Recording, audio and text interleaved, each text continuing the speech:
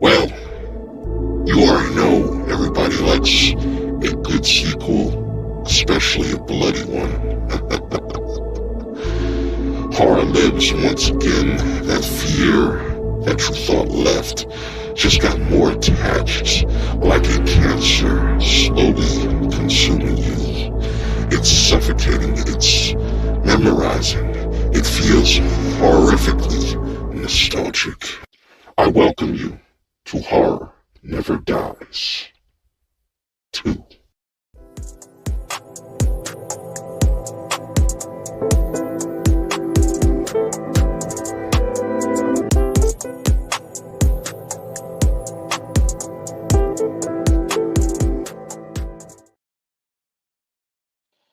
Welcome. Let me get Zod up in here real quick. Yo, Yeah, what's up? can you hear me? Yes, I can. Okay, I'll just making sure everything's good. All right, welcome to the Perp Show, Season 5, Episode 4. Got a lot of interesting things to kind of talk about tonight. Um, let's see who pops up tonight, but I appreciate Zod pulling up, being the first one. You know what I'm I know, saying? I'm How you never been, the bro? first one. How you been, man? I've been doing well, and I saw that you were doing a horror never dies, and I gotta say, 2024 has blessed us with great horror, so I was like, I gotta pull up for this. Yeah, yep. That's that'll be coming soon this summer. You know, it's one of many things. Still working on some things with that. I got plenty of time though, so that's not gonna be till like at least like August. So you know, but yeah, so we got quite a few things to talk about, but mainly I wanted to kind of talk about like movie theaters and just that whole conversation that's kind of been going on, and Oh, somewhat talk about Bad Boys because that has a lot to do with that as well. Um, but before we get uh, into, yeah, can I just like drop one thing? I think another big discussion point here, and I wanted to get your thoughts because I know that you're a logical thinking person. I have been champion Furiosa, and I think that another reason why I want to jump on here was because I think the talk around Furiosa is important to this whole movie theater talk that we're going to hmm have tonight. So I'm so glad that you had me on because, like, I think people's perception of how well that movie is doing versus the conversation about how bad theaters are doing is really kind of like linked together. You know what I mean? hmm yeah, most definitely. What up, Rashad? Hey, what's going on, y'all? Can you hear me okay? Yep, loud and clear. All right, yeah, StreamYard be on some bullshit sometimes. Yeah, for That's real. my That's man. why. That's why I only like. That's why I be only streaming like once in a blue moon because it's like I'm not doing this like every fucking week, bro. I'm just dealing with issues and what I'm saying. Dog, But and that's what I do is put on the ads to my yes. Have you tried StreamYard lately? Let's tell you about all the beautiful upgrades. Upgrades, motherfucker, y'all can't even get this shit right on the regular. It's about yeah, upgrades. yeah, I still got that whatever old ass plan they had that was like 9.99 and shit. I'm not going that 20 joint, but I'm Well, you good. know, yeah, I guess that's why I can't bitch too much. Like, yeah, I don't even pay for it, so I got the free. I got the you get what you pay for, right? I got the free version. They still don't got a fucking mobile app, and StreamYard's been making hella money off of people over the last like 4 years, bro. Like, Damn. Look, I ain't mad at it, man. Shit, make your money. yeah, man. So, like I said, we're going to talk about a few things, but I wanted to kind of, Rashad, have you checked out the Acolyte? Have I seen the Acolyte? Yeah. Yeah, I watched the first two episodes. Yeah, Okay. Zod, have you watched the Acolyte? Right. Oh God, do I? I'm so glad you're bringing this up. I've got so many fucking thoughts on that show. I hopefully I could curse, dude. That yeah, yeah. Yeah. So, for those that don't yeah. know or haven't been keeping up with things, the Acolyte is about these Hey Tony. twins. Oh, wait, that's wrong twins. Wrong twins. I was about to say, damn. I love I that. Wrong think I, twins. I think I think I'm watching the wrong No, Acolyte, man. dude. Now that you Keeping like, this cause like hot. every time I see what's her name, Leslie Headling, whatever. Every time I Yeah, see her, once I was again. like, bro, is that Gina Carano? Bro, but to Mm. be fair, Gina Carano looks hotter than Yeah, They Leslie she's look the Mann. way same, bro. hotter. They look the Yeah. same. Nah, But I'm she telling looks you, you're anyway, like not she gonna looks like every the time. ugly. She's the ugly sister that doesn't get as much attention as the beautiful yeah, sister. I agree You know what with I'm But saying? Shot. now With that you Shot. but now that you see these side by side, you'll never unsee it now. So No, thank you. You've messed me up forever. Yeah. I mean, yes, that there is a resemblance, but yeah, she's the ugly sister that doesn't get the attention. Yeah. She's like the mad, ugly sister because the other sister is famous. She's got to go and fuck it up for everybody else. You know, you Right. guys know what I'm talking about. The sister yeah, who's yeah, vindictive. That's the showrunner. Damn. Damn. yeah. But yeah, it seems like the Acolyte it was already going to be an uphill battle for this, specifically just in its release window, because not only do you have House of the Dragon coming back um this Sunday, right? Oh yeah, bro. You know I'm gonna be watching And that. My boy. My boy. doesn't What's his name? and then the boys, does that come back The this week boys or next drops week? Friday. Yep, Friday. So yeah, you got two Jones right there. Like you got the boys and House of the Dragon. So people are going to go switch up to that, and then you got the Bear coming out at the end of the month and stuff like that, and they're fresh off a Emmy sweep and shit like that. So it's like Mm-hmm. they picked a terrible window to release this show at. Can I And also go thank ahead. you for introducing me to the bear? Just so you guys, if you guys don't know, Perp does shit like weekly, and I would have never known about the bear if Perp Mm-hmm. wasn't on his campaign and didn't tell me. And just so you know, my beautiful lady, bitchy unicorn, she and me got lost in that fucking show, bro. The bear is fire. It's like if Mhm. they took Yeah. Gordon Ramsay and they made him a character and made a show around him, Yep. bro. The bear is fire. I It's I would just say what I like it's about such it a is great show. what I like about it is just like, we're so used to getting like superhero shit, horror stuff, and it's nice to just have some regular shit that like your average person could kind of like relate to in like a work environment, whether that like because when I did the first season, there were so many people that commented that worked in those environments and be like, yo, this shit's so Mm-hmm. accurate. and Very accurate. Very accurate. and I Very, worked. I worked in the very kitchen accurate. though. I did the kitchen life for like 5 or 6 years, man, and yeah, it was very accurate. yeah, Bro, I it is work for crazy. Marcus and the bear. Like I feel like the bear talks to people universally because it doesn't matter what kitchen you worked in. If you've ever fucking worked in the kitchen at all, that Mm-hmm. is this show. Yeah. It's Yeah. so like even though it's getting awards and stuff, I still feel like it doesn't get the praise and it doesn't get the recognition that it should. Like there's 50 videos on the Acolyte and it's fucking garbage. But the bear, like I feel like there's not very many people talking about the show. No, there is people talking about it, but it's just like because it YouTube wouldn't won't even push got it. the yeah YouTube it's doesn't push it. I agree with Rashad. YouTube does not push Mm-hmm. good shit. yeah Yeah, and 'cause I reviewed seasons 1 and 2, and those videos did not do good at all.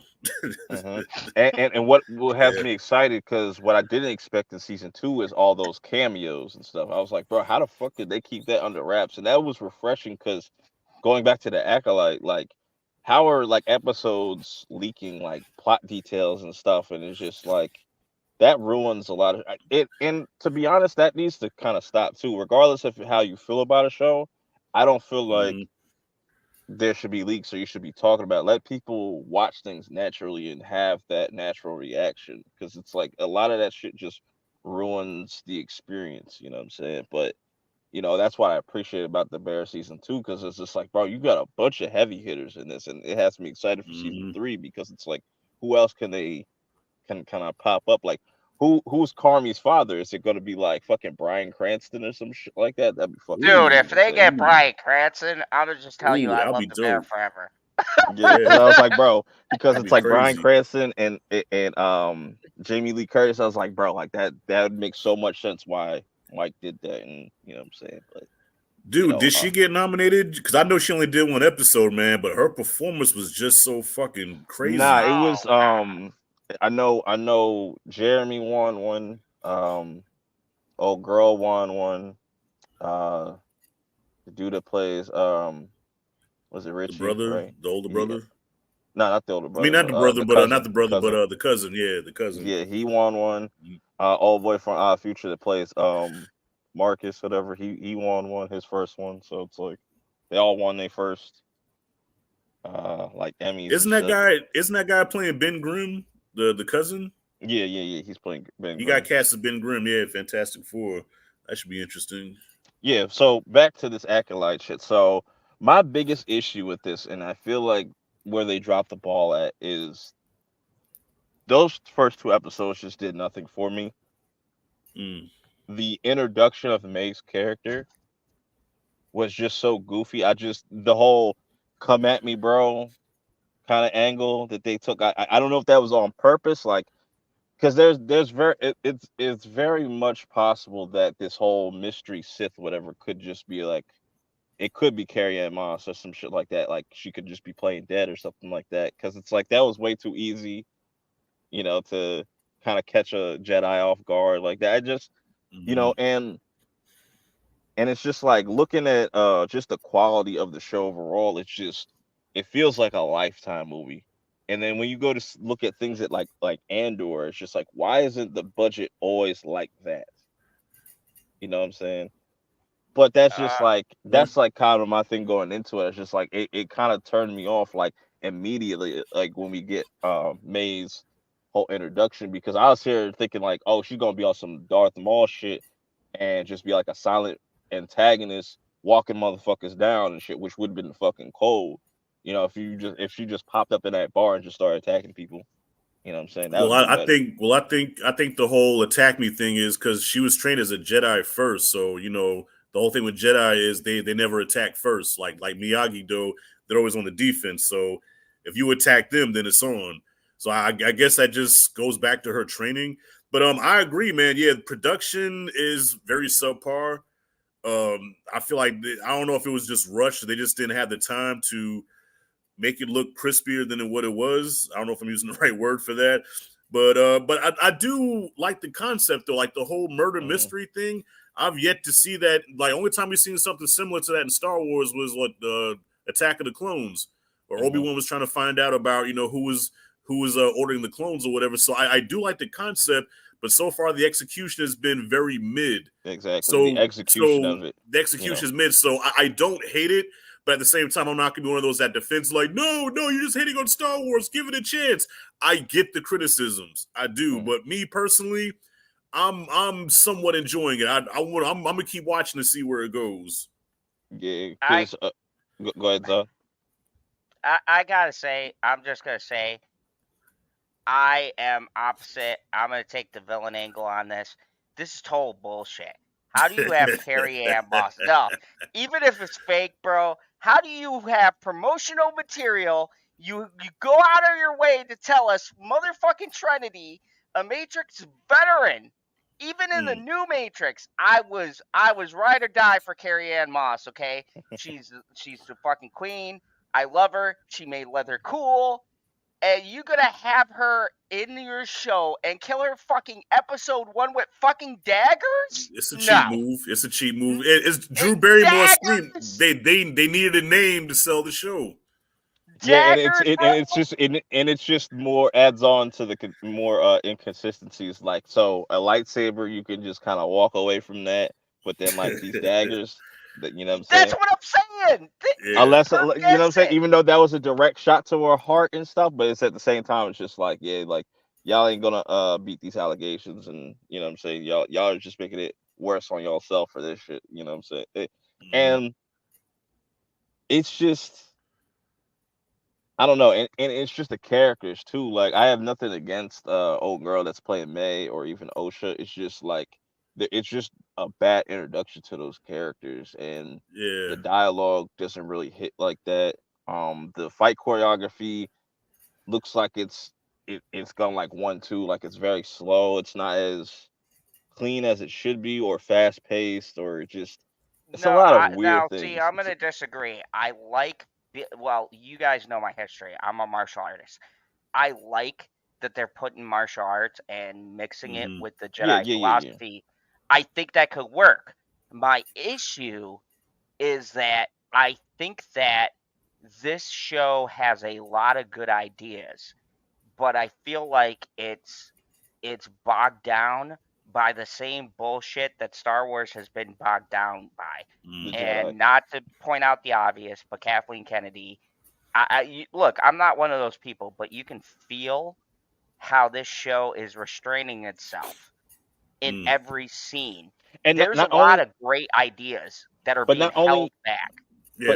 like the Kathleen Kennedy thing. It's just like we always kind of retread the same shit. It's just like how many, like, because originally this was supposed to be a Sith centric show, and that's why I was excited about it. And then they changed the logo and all that shit. And it's like, oh man. And now I see that like this is still going to be more of a like feels like it's going to be more of like a Jedi story now, which I'm I getting agree so with tired Purp. of that. I'm so tired of Move that. away from that. Move away from it and take some bold swings. At this point, Star Wars is such in the gutter right now. Hmm. And the thing I loved about Andor, I fucking loved Andor. And I think that the thing about Andor is that it took a bold direction in telling a story. Look, it made me give a shit about a secondary character that dies, and we know what his fate is. But Right. you had a great director, a great visual style, and yeah, everyone's complaint, it was slow, but people grow the fuck up. That's storytelling. Sometimes you got to slow down Yeah. and pace yourself. And that fucking ending, it was great. It was everything I wanted. Andy Serkis was just gave a great performance. And I think the problem is I disagree, Terrence. I don't think Andor was boring. That's an excuse everybody uses. I highly disagree. Andor was pacing and it's set up for a great finale. And that's the issue that I have with these Star Wars. I don't mind going in a different direction. I'm not one of these people who say you got to keep a Jedi or whatever. I Hmm. want a good story. Right. Andor had a good story. This has the potential to have a good story, and I'm not judging the whole series because, like I said, I'm not going to judge a product off of 1 or 2 episodes Hmm. like these other YouTubers. I'm gonna watch the whole thing and judge it as a whole. But so far, you bring my boy from Squid Games and give him nothing to do? Come Hmm. on! And What a and waste! That he's the actor is great! and I say he's doing an art job doing like his Qui-Gon stuff and whatnot, but it's just like Yeah, I just there's something completely missing from these 2 episodes. It doesn't have that hook, that just like exactly. that just brings you in. I think that goes to what's missing from Star Wars now. I think Star Wars just doesn't have an identity right now. Like there was a time where Star Wars, the magic of it was the simplicity of it. Like remember when the Star Wars movies first came out, bro, how simple they were. It was a classic tale of good versus evil, the hero's journey, villains and bad guys. A galaxy far, far away. It was a simple story that was really written for kids. You know, and then of course you grow up. I guess you do want more sophisticated storytelling or whatever, but I feel like they need to just find the identity of what Star Wars is and what it used to be and grow from that. You know what I'm saying? Take it back to the beginning. Like Apollo Creed told Rocky, man, sometimes you have to go back to the beginning. You know what I'm Hmm. saying? Go back to the roots. Like Yeah, right now, like they're experimenting, they're doing different things. Even with Andor, like I heard good things about Andor, but personally, I had no desire to watch it because, like you said, Zod, it's based off of a character from Rogue One that we know dies, and it's hmm like I didn't care enough about him to sit But and watch all those episodes. You know what I'm but saying? but but Now, what Better that's but what Call the- what look what look and Better hold on, Call but Saul is based on a lawyer in the world of Breaking Bad, but it still, I worked. would argue Better Call Saul is almost, if not better than Breaking Bad because of its storytelling, and that's a spinoff. It can be done. The yeah, issue is the writing. And Right. right now, besides Andor, and I will fucking die on this hill, you have not had great, well known writers to pilot these shows. The right, issue with The Acolyte and most of these shows is Kathleen Kennedy is hiring dumb fucking bootlicking directors and writers who will sit there and fucking To your point, capitulate though, to like her writing points. to your point about the writers, I like where because they had the whole outline of like how season 2 of Andor is gonna go. So like the first 3 episodes is going to be directed by one person, and then like the next 3 is going to be directed by one. That's how it should be. Like Exactly. get like a group of writers to like work on this section of the show, so it's like more cohesive because they have different writers for each episode and stuff like that. And you know, I haven't finished Andor, but like I said, it had a stronger pull. Like I was like, bro, this feels like what Star Wars should be. I was like, the cinematography and all this. I was like, it's gritty.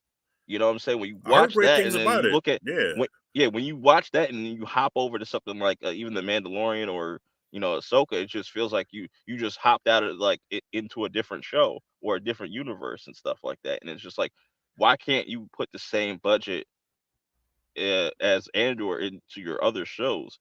Because I look at something like Doom Prophecy, like that's going for like a big budget. They want to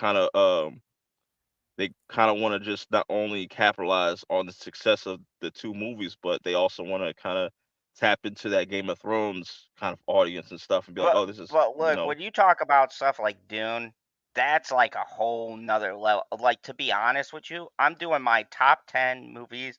Yes, I know what you're saying, Terrence, but look, the best comparison I could make in the Star Wars universe is Andor to Better Call Saul, because to me that's the only 2 shows that are comparable. And you're crazy if you tell me that the writing from Andor wasn't that good, because it is. It's slow, it's meticulous. Look, the first seasons of Better Call Saul, most people find boring. But once you get into it and you realize what they're setting up, then you realize the genius behind Vince Gilligan, and I forget the other writer's name, but that's good writing. It's meticulous and it takes its time and you pace yourself. The issue that I have here is that Star Wars lost its sense of pacing itself. And like, let's break this illusion around George Lucas. He was not the world's greatest writer. Like, look, I'll go No, out he and say it. wasn't. You can come at me or whatever. George Lucas Faster and was more not. intense. Yeah, he was not a great writer. Just look at the Attack of the Clones and the Yeah. fucking dialogue with Anakin. But he had a vision, Oh and shit. vision can carry you if you get the people to translate what that vision is. You can make it as comparable as not being able to write it yourself. Every great mind needs a translator. And when George Lucas had the people translating for him and writing it down and making coherent, he came up with great stories. The problem with Star Wars right now is there's no visionary. There's no There's no identity. There's no identity, yeah, there's man. no Yeah. identity. all There's over the no place. translator. Yeah. What up, Chill? Hello, sir. How are you What guys? you eating on? What you eating on? It's salad. Salad. At 10 o'clock at night? There is no time limit on salad. It's not cereal. It's salad. Bro, I hear you. Bitchy got me eating salads because she thinks that I'm getting weight or something. So, yeah. Listen, I need to start eating salads, man. Shit, I'm addicted to spaghetti and steak and shit like that, man. I eat a salad and I'm hungry again 5 minutes later. I hear you, man. I don't know how women just eat a salad and they're done. Because because their whole lives. No, okay. Oh, hey. Back to Star Wars. Oh, careful, Chill. You're gonna get canceled. So hold on, chill. What is your thoughts on the Acolyte? It's about these 2 twins here. Dude, one's clearly more beautiful than the other. I'm sorry, I will die on a hill for Gina. Her acting might not be great, but what I thought was this show was created for the purpose of division, purpose of the gender wars, not Star Wars. They wanted to have that everyone who makes videos about this kind of stuff, they wanted to do it for them, and that's fine. I am not obliged to watch every week about the littlest things that you can crack in. You know how people do Easter eggs and cameo breakdowns and all that kind of stuff? Now there's going to be the agenda breakdowns. Did you see this scene and that scene and that scene? This isn't for me. So you're Bro, completely You know, checked out I'm after just this. saying.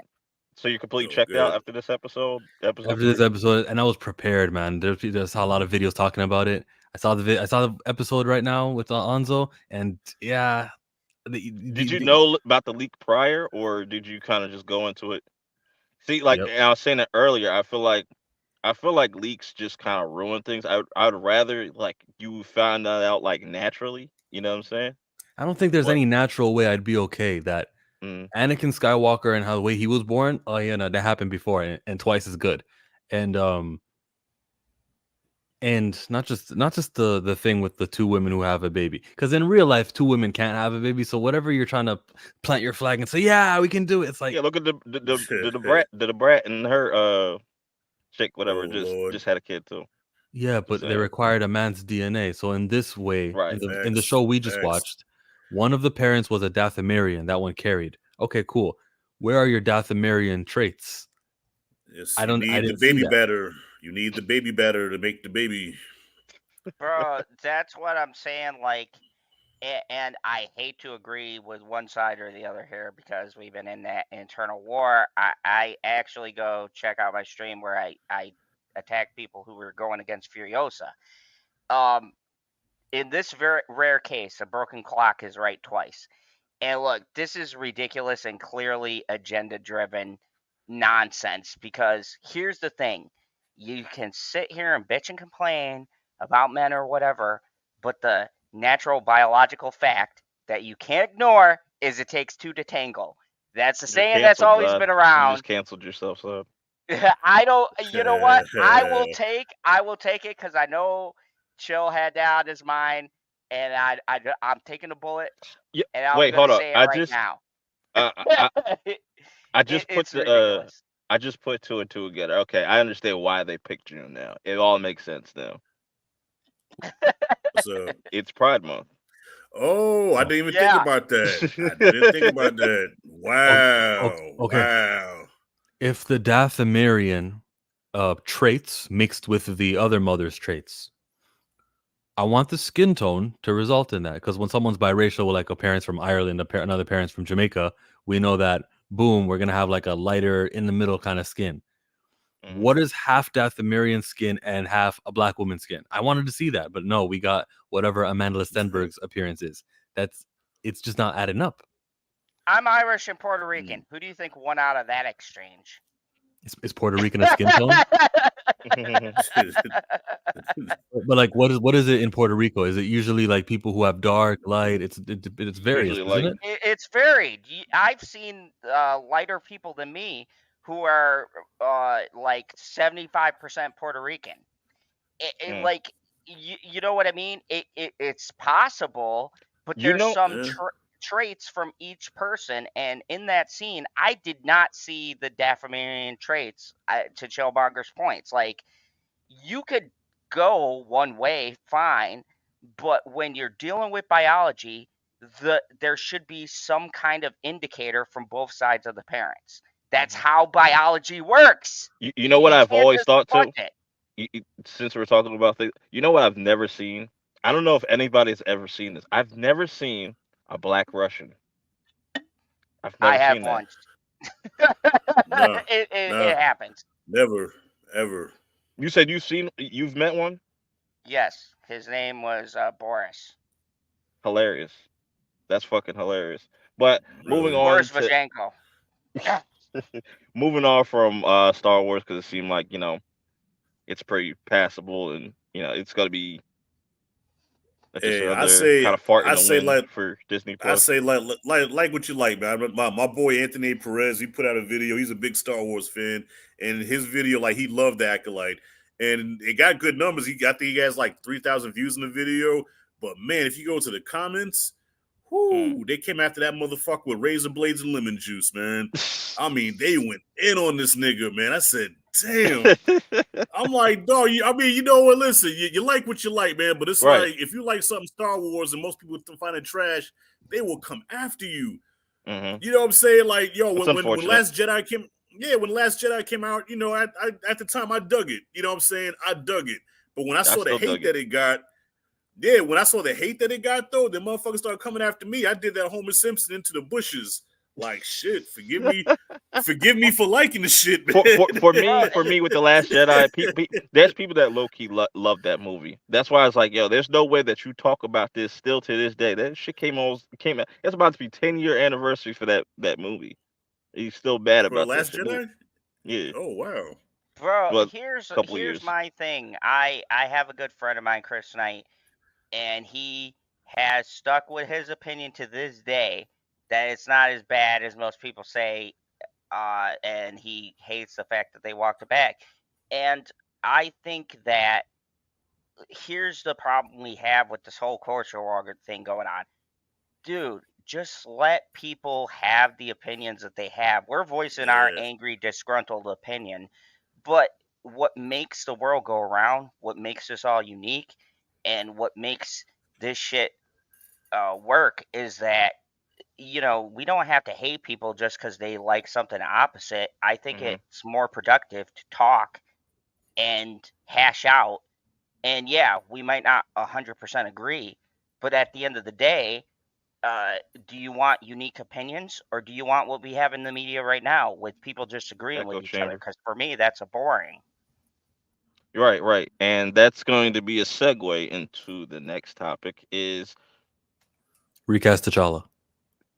Bad Boys 4 should be the last. Everybody seen Bad Boys 4? No, man, what's wrong Yes. with you? No. 100%. No. That movie was Yes. great, Rashad. If you didn't see it, why? Why? That movie's the only hotness out right now. I saw it, but I'm reacting to Purp. Tomorrow should be the last one. No, it should not be the last one. Yes, because Hell yeah, it should be the last one. I agree. Because right now, Bad Boys 4 or Bad Boys Fast and the Furious, that's what I'm going to call it, because this is what this is going to turn into, and people are not like, We're people are about, family. like, this is about to get ran into the fucking dirt if this keeps going on, because it's like these last movies, like, they just making shit up as they go, bro. Like, let's not do that. You know what I'm saying? Shouts to Will and Martin though for for the Yeah. success. You know what I'm saying? I'm not gonna knock him for that, but it's just like, Hey, let's Carmen. not make another one of these. Just move on. Well, Please. I think one more should do, man. I think 3 was No. kind of mediocre. I think four to me, this one was better than the third one, just because it felt more like a Bad Boys movie where Martin and Will were actually bouncing off each other, as opposed to 3. It was Will carrying the load because Martin, at the time he couldn't really do what he usually does, but. Listen, I love like Riggs and Murtaugh. I love watching Will and Martin on screen playing his buddy cop shit. As ridiculous as the story may be, I don't care. I will pay to see these niggas in wheelchairs if I have to. You know what I'm saying? That's how much I love watching them. You know what I mean? It's just I good. disagree. I agree with Perp. There should be a cutoff for Bad Boys because it started in the fucking 90s when I was growing up, and Yeah. I think that there should be a clock. And to be realistic, based on everything that was in Bad Boys 4, you could honestly end it right here, Exactly. and it would be a perfect, beautiful ending. I think the problem we have in Hollywood right now is releasing a bunch of prequels and requels and sequels, and people are getting tired of it. And dude, the box office numbers show it. Like, Bad Boys is not taking a hit right now, but they will eventually take a hit because people are getting tired of seeing the same shit constantly over and over and over again. And I don't want to see a franchise like Bad Boys take that hit because it's the closest They, thing we got to like a modern day Lethal Weapon. they, At least they're not it's going saving to the movies right now. they're not going to top that Reggie scene. Like, just end it. They're not going to top that, dude, bro. Reggie for They're the not going to top win. that. That was That's the boy. That's the best Reggie. moment in the whole entire movie. I was just like, that's a full circle moment. You capitalize. You had all these storylines, wrapping them up, wrap it up with a bow. We don't need to see the bastard son no more. We don't need to see none of that. Yeah, he's gone. Dude, If any character's returning, it's Armando. Gabrielle Union. And and that's what I'm saying. Like, I was like, yo, who is this new chick, bro? Like, she comes out of nowhere. Like, and I'm supposed to care for her. Like, yo, come on, man. Let's just stop it while the iron is hot. You know what I'm saying? Just stop it. Just let this go out with I think one more. I think one just one more, man, just one more. You know, have This Well, it shit's guys, going have to it this is turn. the end This reason where. shit. why we're gonna This shit. lose our This shit's turning. franchises, man. This shit's No, going to they turn gotta into fuck about power. that 5. This shit's going to turn into power. Let's just not do that. Just make up shit That's as all they the go. spinoffs. Yeah, just Oh, Dude, don't anybody talk about my boy Tommy. That show is holding it down. I will die on that yeah, fucking hill. My boy Tommy is holding it down. He is still power. Like, yeah, but bro, I mean, I don't know. I guess I'm just a fan like that, man. But nah, I definitely understand what y'all saying because Fast should have stopped after probably 6, and then they should have no, just I wrapped had it to see up. them go to the moon. After that, they should have stopped. Nah, Once God, they that did was that, true. I was good. you gonna see Yeah, Martin and Will go to space next. You gonna go both Bad Boys in Space like out yeah, Bad Boys in Space. That's what's gonna be I don't called. see what I you don't know. You see. know what? What you mean? But it Explain. was an alligator. Like, what was really like, oh, unique and special and imaginative here? Like the way that Fast and Furious used cars to make the most unrealistic events happen. This was grounded in reality. Yeah, Bro, you yeah. can't Not really. understand. Look, I will die on a hill for Fast and Furious. Look, Fast and Furious is big, stupid fun. It has taken that mantle. I think in the movies, look, I think in the movie theaters, you need that one stupid movie that comes out that no one's going to admit that they're going to see, but they're going to fucking go and see it because the numbers don't lie. And everybody's going to go see Fast and Furious because super secretly they want to see how crazy it's going to get. And you But need that Zod, one And movie, but you look. don't need Bad Boys This to is do it. why I say it's turning into Fast and Furious because it's like it's all about family now. You know what I'm saying? Let's introduce all these cameos. We got DJ but here's Khaled. the We got difference. the shrug guy, the guy that shrugs a lot and stuff like And it's like I like the shark that's Yeah, guy not what though. Bad Boys is, man. And you got these like and they have superpowers because look at Martin when he ate them CGI jelly beans, which looked terrible. And he was drinking Kool-Aid. He started getting amped up, and you know what I'm saying, like he's got that's his a moment. No, sugar. that wasn't You superpower. never had a That's sugar superpower. rush. Yeah. That's Dude, superpower. sugar rushes are amazing. I'm gonna have to agree with Rashawn on Yeah, that. he You he ever had been a on a sugar sugar rush? rush. Superpowers. It is like And there's a you're in a video My game. son gets them all the time.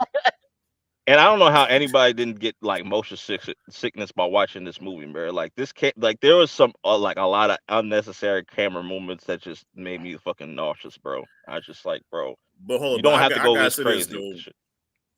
I gotta say this though. What separates Fast and Furious from Bad Boys is Martin and Will. All right, Vin Diesel has the personality of a wet mop.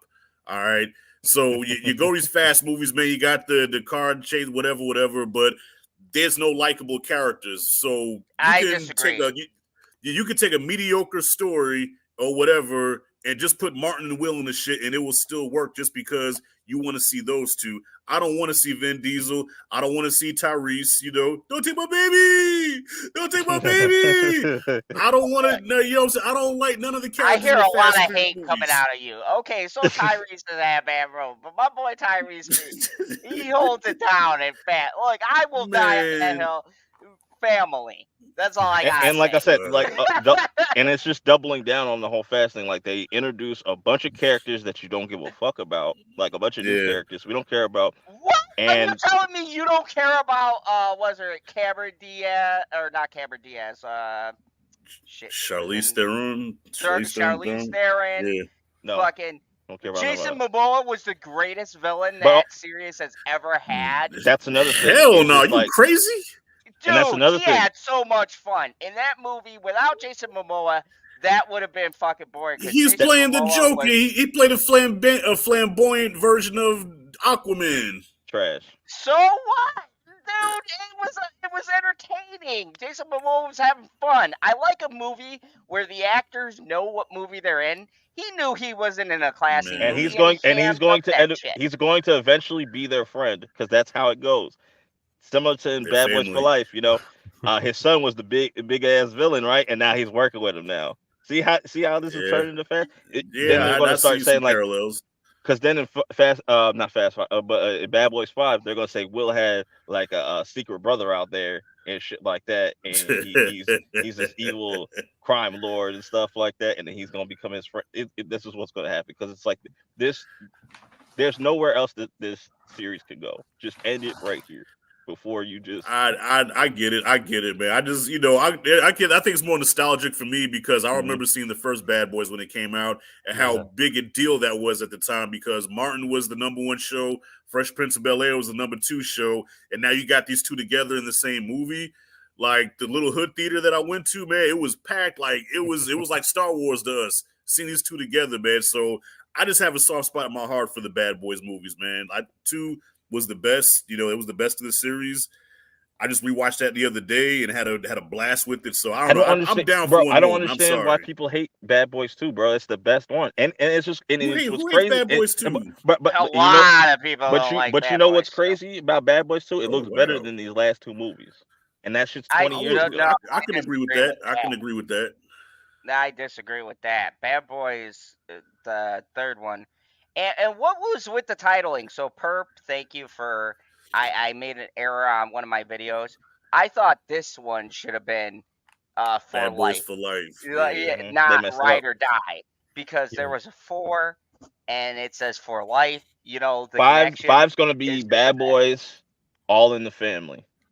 oh my god! No, Oh but my, with the bro, titling, I will not see that just off that title. That's horrible. that's where you got the Fast and Furious comparisons because they call it like Furious 6, the Fate of F7, the or Furious. Yeah. yeah, Fates of the Furious instead of 8. FX for the 10th one. Yeah, they got that Right. Fast and Furious stuff. Dude, that's just great marketing, though. You can't hate on Yeah. marketing. Like that's No, it's good terrible marketing. marketing. No, PlayStation goes by 1, number. 2, 3, 4, 5, and PlayStation does great. They should do the same with Fast and Furious. Mm. Look, But yeah, here's the thing, though. Bad Boys directly copies, and I thought about this. I'm going to do a video on it. Look, Bad Boys copies the formula Yes. of a I'm movie with you, that came Terrence. years before it, and that's Lethal Weapon. Even if you look at Bad Boys 4, it is a direct copy of Lethal Weapon 4 when bro, they bro, did hold on, hold the. on. You got Martin going to the astral plane. Stop this shit, bro. Like we going too Uh-oh. far with this shit. We going way too far Yeah, with that. it's crazy. At this point, you could do a crossover with Bad Boys and Fast and Furious, and then they probably put some GI Joe and Transformers and that shit. Like have this big ass fucking huge crossover stuff. It's gonna happen. Watch. Dude, I'd actually Well, watch that movie. I learned something tonight. I didn't know that people hated Bad Boys too. I thought that was the best one. Yeah, it is the best one. I don't like this A lot revisionist of people history. hate Bad Boys too. That's like Oh wow, I never knew go that. and check it out. There's a lot. I don't know why. I agree with you guys. I think it's got the best villain. Yeah. It's got one of the funniest scenes ever. That was the one where he got shot in the ass. I think that it's great, but a lot of people don't like it, and I can't understand why. It doesn't make sense. I guess Michael Bay. I think Michael Bay hate for some reason. It's popular to hate on Michael Bay. In Why? this movie, fucking what's her name to watch his car? Good for him. at the ending where he was holding hostage Will's wife or Mike Lowry's wife. Now, he shoots his partner, and that, I guess, opened up a way to shoot the villain, James McGrath. Right. Yeah. You remember his name? Damn, that's crazy. I completely Haven't you ever seen Speed? You shoot the victim to get the fucking bad guy. But if I heard you shoot, I would shoot you. No, because you're in shock. No, the villain never expects you to shoot the hostage. Well, yeah, he probably never expected him to shoot his own partner. Yeah. Yeah, it don't matter. He's a forgettable villain. People forget about it. And I feel like the more this, like, people, like, as time goes on, people will realize how poorly made this movie was because the story's not that good. The direction is pretty terrible. It's not a really well made film. But you don't go to these movies for the story and the direction. You go. I'm not saying that, but I'm saying at least like, but you see, like from the first two movies, that at least there was like some consistency. Like you knew, like it has its own identity. Now it's just like, yo, we're literally copying the Fast franchise at this point. But here's the thing, though. Look at the 80s and shit like that. Like, I got a lot of heat. I think the new Roadhouse is better than the original. Because the original, and I'll die on that hill. I'm sorry. The original Roadhouse had Patrick Swayze, yes. But everybody coasts off of that. Patrick Swayze is great in that movie. But let's be real. The villain sucked. The fucking end of the story made no sense that they can kill all those fucking people and get away with it just because, oh, we didn't see nothing. Bullshit. There's no Alfonso. investigation. Fuck you. Okay? It's garbage. I like if you're going to do a What? movie in 80s action flair, I'm thinking of like Arnold Schwarzenegger, Sylvester Stallone, that kind of action movie. Then if you're going to go balls to the wall, then just do it. If you're not going to have a sensible plot, then just go for it. But don't try to ground it in realism and then have the whole town cover up like 4 fucking murders. It doesn't make sense. And that's the same thing with these Bad Boys movies. I like them because out the gate they came out and they knew exactly what they were. But I agree with Perp. If you keep on going, it's going to get to the Fast and Furious point because they're going to write themselves in a corner and have no way to write themselves out of it. I honestly think they should stop at 4. It was fun. It was action packed. There were a Let's bunch move of on. cool camera shots. I like the aerial drone shot. I like the first person shot. My Nope. boy Poorly Reggie got directed. hmm Is it poorly directed? I said Zod. Nope. Perp says it's poorly directed. There were no good camera shots here. Now, see, I'm gonna have to disagree with that because that aerial drone shot was fantastic. The first person camera view was awesome, and Reggie got a moment. That's like a Reggie. great. That Yeah, that's is the only a great callback. that's the best moment of the whole entire film. But like outside of that, it's just like I said, I've never really gotten motion sickness watching a film like I did watching Bad Boys, bro. I'm like, bro, why are you moving this Damn. camera so fucking aggressively? And there's a lot of like shoddy ass editing, like the whole DJ Khaled scene. This motherfucker gets pinned by a car that shit's on fire. The motherfucker, and you go back to that scene, he's not there. I was like, No, there's no You way know you can what? get out the fucking way. But Bro, he's got the I will power. say that they were they were definitely ambitious with the shots and everything that they try to do. And I think this is my personal opinion. I think they were trying to pull like a John Wick. You know, I think they were heavily influenced by John Wick 4 and how that was shot. And say what you want about that movie. John Wick 4 had some of the best action I've ever seen in a movie ever. Like everything is like slow motion compared to John Wick. So I think that they were going the John Wick route and it just didn't quite hit the mark. Like Yeah. John Wick they had come expected out. it. John, Huh? I'm not sure John Wick came out by the time they started filming this. I don't know the answer to that though. But when I'm thinking Oh, about the camera work, when they were looking at the surveillance cameras to see what was happening at the house, and the That was camera cool. that we're watching from, it goes Mhm. into the green screen. The greenish tint, and then it just goes into like normal mode, and we're looking at what's happening inside the house. That was so cool. I don't know how a camera went from a room of people watching all these surveillance footage, and now we're in the room just like that. I've seen it done Yeah. before, but like I said, like outside that Reggie stuff, I was just like that shit is just hard. Like I wanted to rewatch it, but then it's just like, bro, that camera shit, that's just an issue for me, bro. I just Oh, no, I I'm saw it good. twice already, bro. I saw it twice already. Nah, see, this is one time and for I'm going me. a third time because my kids want to see it. And that's another thing. That's like, yo, why are people bringing the kid? Like, yo, when I went to go see it, somebody brought their whole baby in there. I was like, bro, why?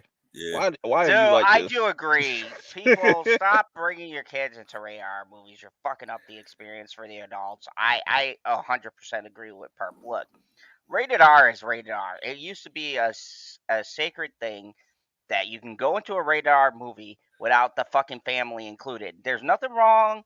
I got a daughter. Everybody who has kids, there's movies made for that. All right? Don't fuck up my experience with your fucking screaming kid. I went through the same thing, Perp. They're in the fucking bottom row, and don't get me wrong, Yeah. I love kids, whatever, but this fucking kid But was not in the screaming and movie crying theater. the whole Yeah. fucking time. I had like normally I don't have like these theater experiences that people have. It's very rare, but it's like when you with black folk, it's different, bro. Cause like literally, like I Yeah. said, you had the whole family behind me, like loud as fuck, and then the person next to me, her boyfriend didn't show up till like fucking halfway through the movie, and she's sitting there talking on the phone. I can hear her, even though the fucking shit's loud as hell. Like the movie's loud as hell, but I can still hear her. She's only 2 seats next to me and shit. It's just and then when her boyfriend gets there, they're sitting there having whole conversations and shit. Like I was like, bro, She getting them yeah. caught up. Yeah. Yeah. And so like on Yeah. top I of can just relate. like this fucking camera just going all over the fucking place. Like it's crazy. It's crazy. Well, Perp. I think under better circumstances, you probably would have enjoyed the movie a little more, man. But the fact that you saw it I was still some got my annoying. enjoyment out of it. Like I said, I feel like the most consistent thing is Will and Martin. You know what I'm saying? But let's just cut this shit off now. I want to see Martin in some other things because it's been so long since Martin's been on a big screen outside of like Bad Boys. Let's get him in some more roles. Let's see what I don't think Smith's you will though, man. I don't think you will because Martin. I don't know exactly what's up with him. Like he says he's okay, but you can clearly see something's up with Martin. So he needs a co-star to carry. I don't think Martin can carry a film by himself anymore. Or give him a series. He's gonna need a will of somebody, to help him out. To be honest, though, did anybody else feel like Will Smith kind of phoned it in? I said this in my review. I'm sorry. I think Will Smith was not as good as Martin. For me, Martin Lawrence carried the film. Martin Lawrence felt like when you take Mel Gibson's role, right, in Lethal Weapon, I'm going to do that comparison because they're basically the same kind of concept. Right. I feel like Will took fucking Danny Glover's role in that, and then Martin went and became Murdoch. He took Mel's role because he had this energy, like and I get what you're saying, Rashad, because he's not doing well, I don't believe. But anyways, I think he had the most energy, which was weird for me because Will Smith is always the one with the energy, the excitement, the jokes, the snappy comeback. But in this one, Martin was carrying the jokes. Like Martin had some funny ass jokes in this. Yeah. He had a lot of energy. Yeah, I was really hyped up. I don't think Martin's yet like on the Joe Biden thing because I just seen Joe Biden that they had like this Juneteenth fucking concert and he's just like staring like he's like froze like Joe Biden slowly turning into Ozzy Osbourne, man. Like he's really making me nervous. Like Sharon, I'm the fucking Prince of Darkness. Joe don't know where he at. All right, so we'll get into our the main topic I wanted to talk about tonight is movie theaters dying or evolving. Now, I really feel like this is depending on your area and just your situation. Everybody's situation is different. You know what I'm saying? And people, I don't know. It's weird for me because like I said, like for me, I do my due diligence. I'm at the movie theaters every fucking week. You know what I'm saying? And when people are freaking out over this whole Furiosa thing and whatnot, it's just like, bro, it's just I just don't understand when people they see a movie that doesn't like it underperforms and they automatically want to hit the panic button. And then you had Bad Boys come out and it's successful and whatnot. So it's just like the box office is the most unpredictable thing, and it's like we still got Deadpool that's going to do really well. Not to say that there's not issues within these movie theaters because there definitely is, and there always will be. You know what I'm saying? Eventually, you know what I'm saying. But I don't feel like it's going to go away overnight. You know what I'm saying? And that's how people I feel like how people are overreacting, like saying like, "Oh man, this is going to be the death of the theaters." And I just look at it as I'm more on the side that it's evolving because the comic book movies have dominated the box office over like the last decade and stuff. So with the exception of the last 3 years, but yes. Yeah, I'm saying like just the 2010s. I'm just saying like the 2010s, like they were dominating. And the good thing about the 2020s is you have a lot more exposure to like small budgeted movies that 10 years ago most people wouldn't even be able to like get around to watching or supporting. Horror is doing really well. In a violent nature. Yeah, and like I said, I feel like it's just going back to normal. Like it's a reset right now that's happening and whatnot. Because you'll still have stuff like Dune come out where that's still like the biggest movie. Deadpool will probably make more, you know what I'm saying? But it's just I just feel like it's just I feel like it's getting back to some type of normalcy. Like I'll agree with that, but it's getting back to normal. Not it's normal. Furiosa is still a franchise. Transformers just had a movie come out. Garfield is a franchise. Barbie is a franchise. You know, Garfield is fucking trash. That fucking piece of shit movie. well, it's a franchise of trash. All the DC movies that have been I'm failing. sorry, PTSD from seeing that. Go ahead, Joe. Just all the DC movies that were failing. Like they I want to just say that we're not there yet. We're gonna restart, and we're gonna and at least on the DC side, and it'll be a select few. There's no more 21st Century Fox movies coming out for Marvel. Sony knows that there's nothing there for them after Venom 3. We're at a resetting point where it feels like we are getting to a place where there's going to be less of the superheroes. Whoa, Chell. Whoa. No, Why they'll do still you have a exist. DC villain and you got to start off by saying DC had to reset? Hold on. I want to push back on this bullshit because Marvel fucking flopped way before fucking DC with that Eternals bullshit and stuff. If you remember the last fucking 3 Marvels that came before Blue Beetle and all that fucked everything up for DC, okay? I just got to go on my rant because DC always gets the fucking short end of the stick. But everybody forgets about Joker. Everybody forgets about all the other fucking accomplishments that DC has under their belt. We had Christopher Nolan's Dark Knight. We had fucking Superman. You can go back to the 80s or whenever for fucking Superman because it's popular. And DC gets this bullshit. No. Marvel came in, they shit the bed, and they fucked it up for all the other projects that would come out because people got burnt out and tired of bullshit and they didn't want to give any other project a fucking chance. Blue Beetle was decent. It wasn't the best, but it was good. Okay? The fucking Suicide Squad was criminally underrated, not the one with Will Smith. I'm talking about the Suicide Squad. That was criminally underrated and got fucked over. Okay, so DC never fucking fell off, and James Gunn is going to come in and save the day, and that's what I go to sleep hoping at night every night. Well, Zod,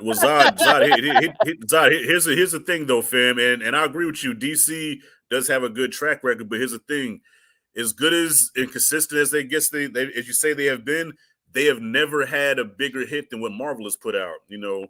So I'll compare WCW, WWF. Okay, you could go back to the fucking 80s. DC is the reason. No, but they've never had. But I understand the history, but I'm saying they've never had anything as big as Infinity War, anything as big as Endgame. Dark Knight trilogy never happened. Anything as big. It happened. It's not on the level of that though, man. It happened, but it was Ric Flair. Surpasses 99.9% except for anything. No, I love it. No, I'm not talking about our personal opinions in the movie. I'm talking about what they did as far as numbers go. Like, cause this is show business, all about numbers. Nothing DC has done better numbers. The Dark Knight franchise. It didn't make look it up.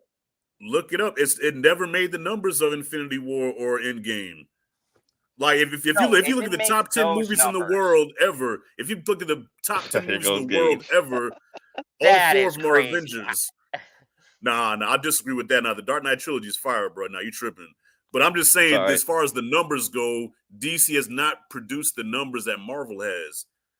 And that's why they get the short end of the stick. And everybody is sleeping on Joker 2. And I'm going to tell you right now, that is going to fucking shock people because everybody's sleeping and they think DC is dead. And when Joker fucking 2 comes out, my boy Todd Phillips is going to fucking wake people up. That's all I got to say. But I'll tell you right now. Bringing up the Dark Knight trilogy has nothing to do with it. That was 3 Jokers ago. We're talking about what they can do now. Yeah. And I'm telling you, Joker 2 is going to be fire. Anybody who's sleeping on Joker 2 is a fool. Nah, it's not going to be a financial. The movie you think it's going to make more than Deadpool? No. I will take that gambit. I will say Joker 2 will be on that level. Get the first fuck Joker out of here. made a fucking billion.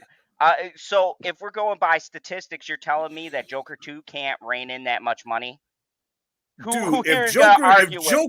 If Joker makes more than Deadpool, nigga, I will grow my hair out like Chillmonger, and I got a okay, I will fucking hold you to that. I will hold you to that. I want to see you on camera, and I will hold you to that bet because I think everybody is sleeping on the success that Joker 2 is going I think to have. It's definitely going to be successful, but like this October is going to be. It's always packed, bro. That's going to be a packed month, but I definitely think it's gonna do well. You know, I would say Nah, probably I'd probably say 700, 800, maybe not Billy.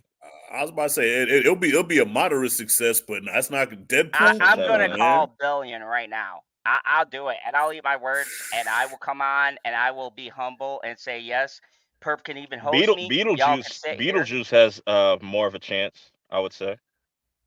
No, man, come on. No, Beetlejuice Yeah, I had the its definitely think time. nostalgia, Beetlejuice has more of a the chance than Beetlejuice nostalgia had its time. sells. Nostalgia It, sells, man. yeah, good nostalgia. I don't think Beetlejuice has the juice, pun intended, to carry it like that. I don't think like Michael Keaton is a great actor, but I don't think. Yeah, I think that yeah, yeah. I think that here's the problem with the movie theaters, and I'm gonna say this as somebody who fucking worked for a movie theater for years. Okay, this was always coming, and I disagree with Perp. I think me personally, I think like most stuff, movies are dying out because streaming and whatnot came along during COVID and it snuffed out what was already starting to happen. If even if you look at the numbers back in the day, everybody Mm, acts like the movies were doing good. They weren't. I was still hurting for hours. I'm talking about as someone who was on the fucking ground floor working at the theater and I couldn't get hours. And we're talking about during Infinity War and Endgame times. The movies were always suffering because they refused to change with the times. To Purpose point, they're not changing. They don't mm, want to get Netflix exclusives. They want to try to get Disney because they want to try to get what they think is the moneymaker. And as long as corporations are thinking that way, they're stagnant. The movies are dying out. And I hate to say that. I'm not saying that as someone who wants to see the theaters die. I saw my first movie when I was fucking like 8 years old with my father, and I went to see an Aliens movie. Like, I saw The Blob with fucking Matt Dillon back in the ah, day. Hold on, Zod. I want to. I saw this clip of Kevin Smith going around. I want to get y'all thoughts on this, and let me play this real quick. Film exhibitions in the toilet because But you know, I the like the theatrical window theater. is I small. like to go Sure, but you know what? Do you looking around here? Are you the type of individual that also likes vinyl? Maybe I not. have vinyl. Some people are like, "Hey man, vinyl, I swear by it and shit." Cinema is going to become vinyl, which is like, you know, it's never going away. But you keep looking at what's happening to multiplexes around the country. They're closing their 300-seat venues, their 200-seat venues, and they're putting in those like, you know, couch chairs with the feet that go up and stuff like that.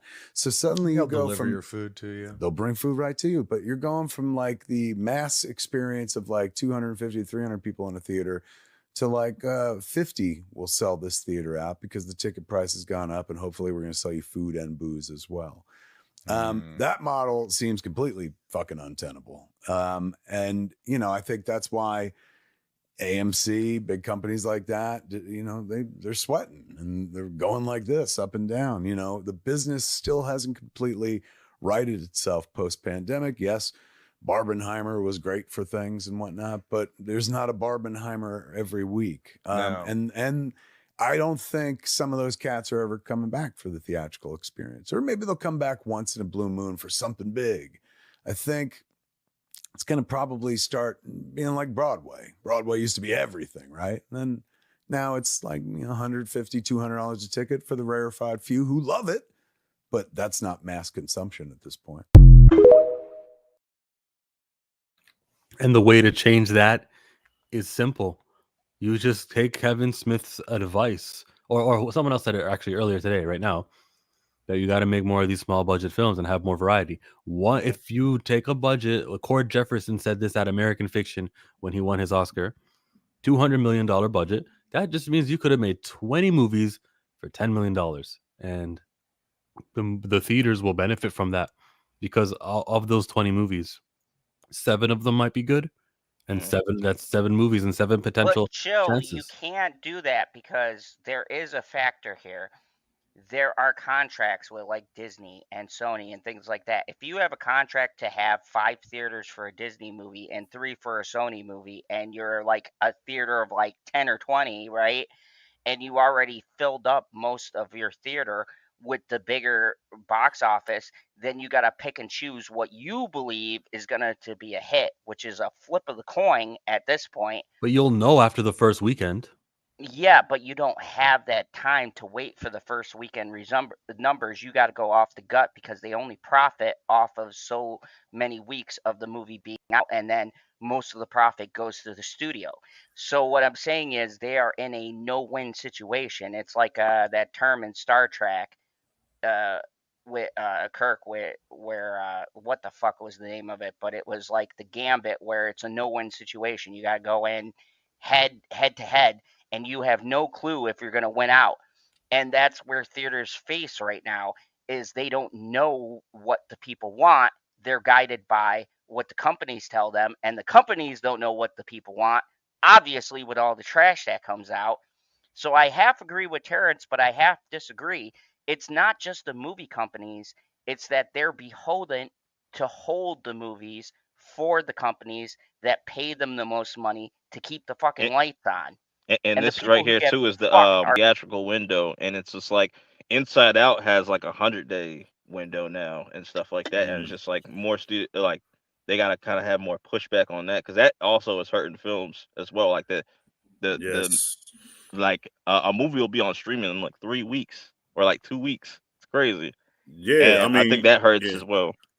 Yeah, like there's a lot of variables here that's hurting the theater experience. And Zod, you're around my age, so you can relate to what I'm saying now. So yeah, now movies go to streaming like after what 90 days, 100 days, right?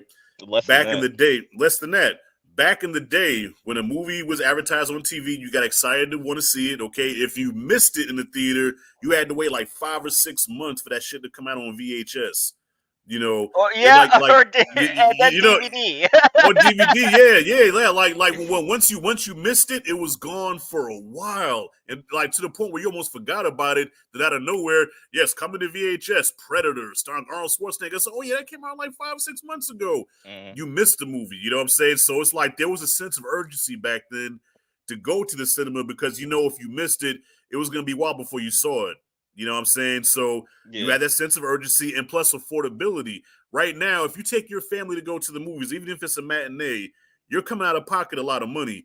And one of the key things that Kevin Smith said is that the whole Broadway thing, now they charge $200 a ticket for the few that will still pay to go to Broadway, right? So hmm, now ticket prices are so high where it's like, unless you're like us, that we're moviegoers, we love the movies, but to the average person, they'll say, well, I'll wait till I get on streaming. I'm not going to pay $12 to go see that, even if it's a yeah, matinee. and to your point about that, and I get kind of frustrated with that talk too, because like I said, it's depending on the person. Like I understand, like I can't speak for the family aspect, even though I think Mhm. AMC should try to figure out like a family A-list type of plan. I think that Yeah, would be cool.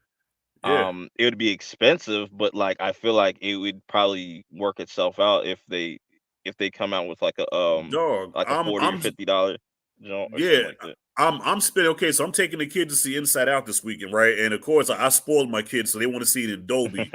So A list for me, okay, I get to see it for free. Okay, big deal. Uh, 15 and 15. Well, that's gonna be $30 for both of them bastards, and that's just watching it in Dolby. And then my son's gonna want a slushy and a popcorn. That's like another $10, $15.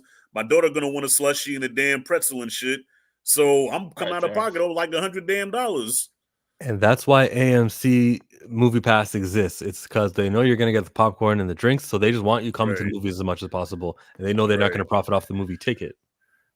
And Yeah, Yeah, it's like, yeah. because and most it's people, and true. most people like, and I always tell people, I was like, yo, just whatever like theater has that little subscription shit, take advantage of that because like that Mhm. saves you a shit ton of money. Like I Yeah. love the fact that I could watch like 12 different movies in any type of format for like 20 something bucks. Like I wish I would have done it sooner.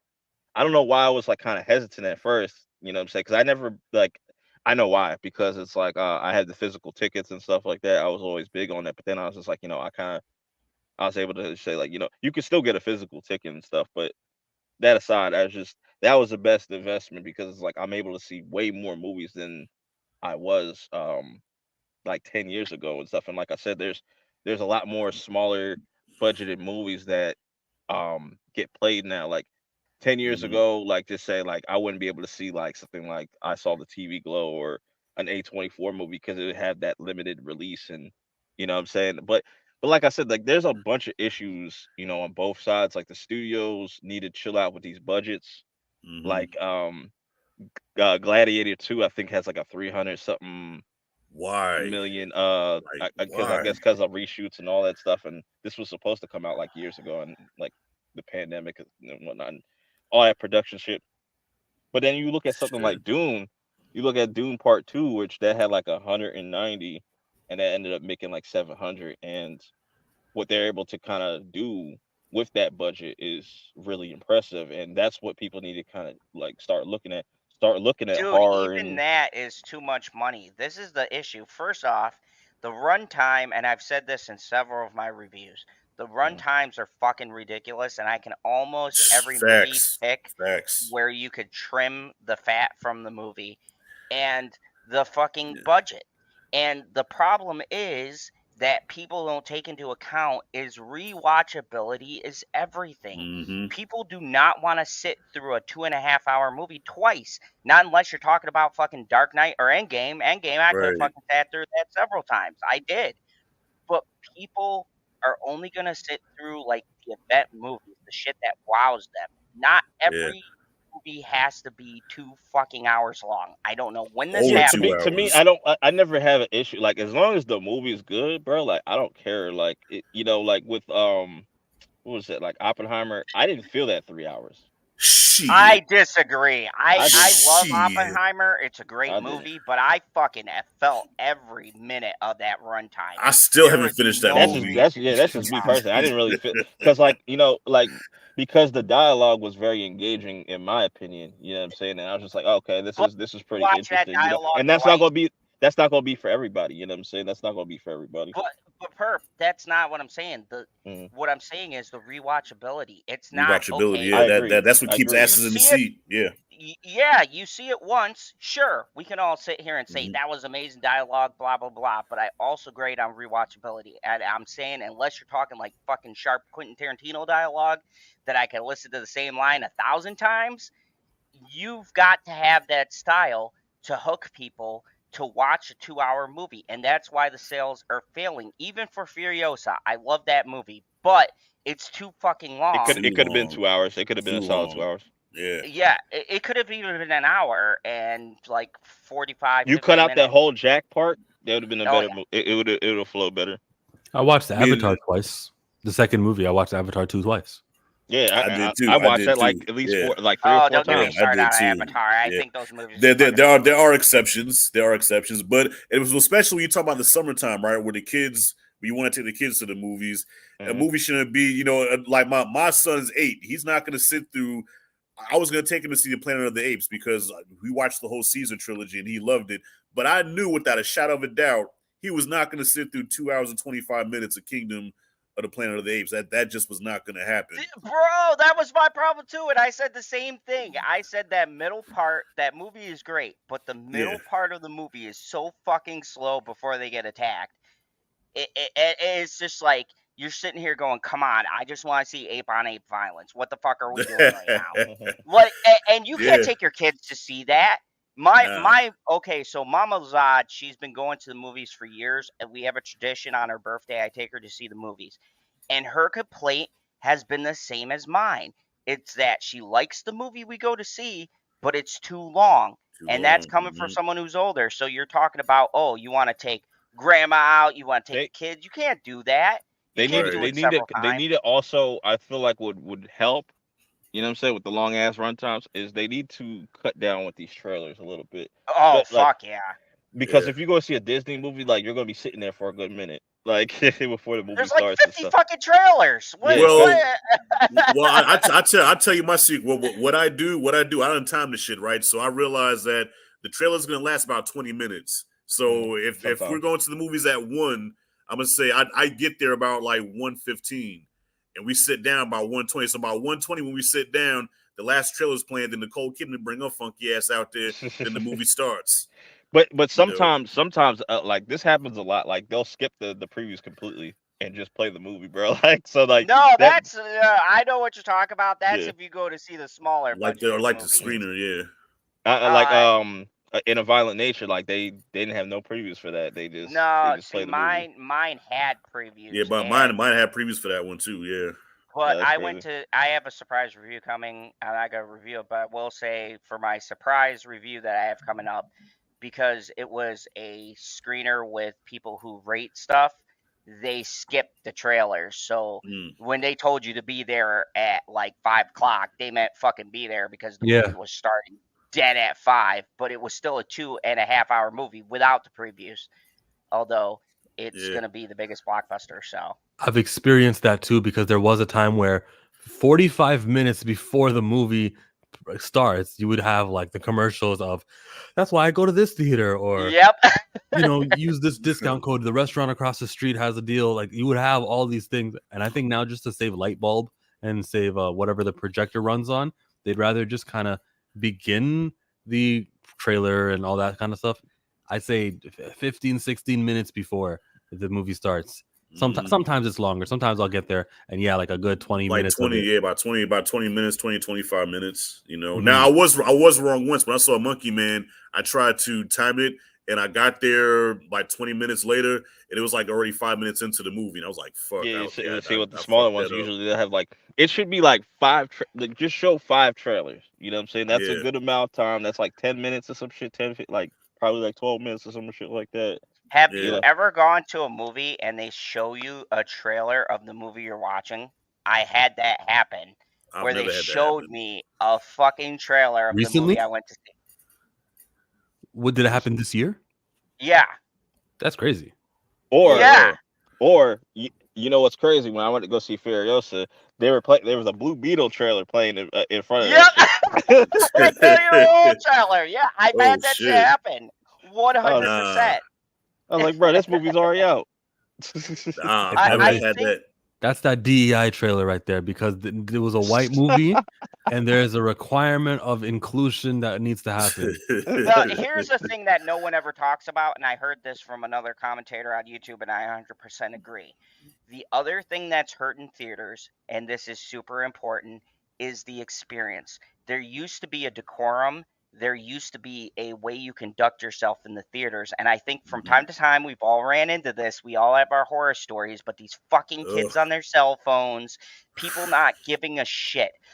We become so conditioned that and no offense, I'm sure everybody in this audience is kosher, but I have come across some rude motherfuckers.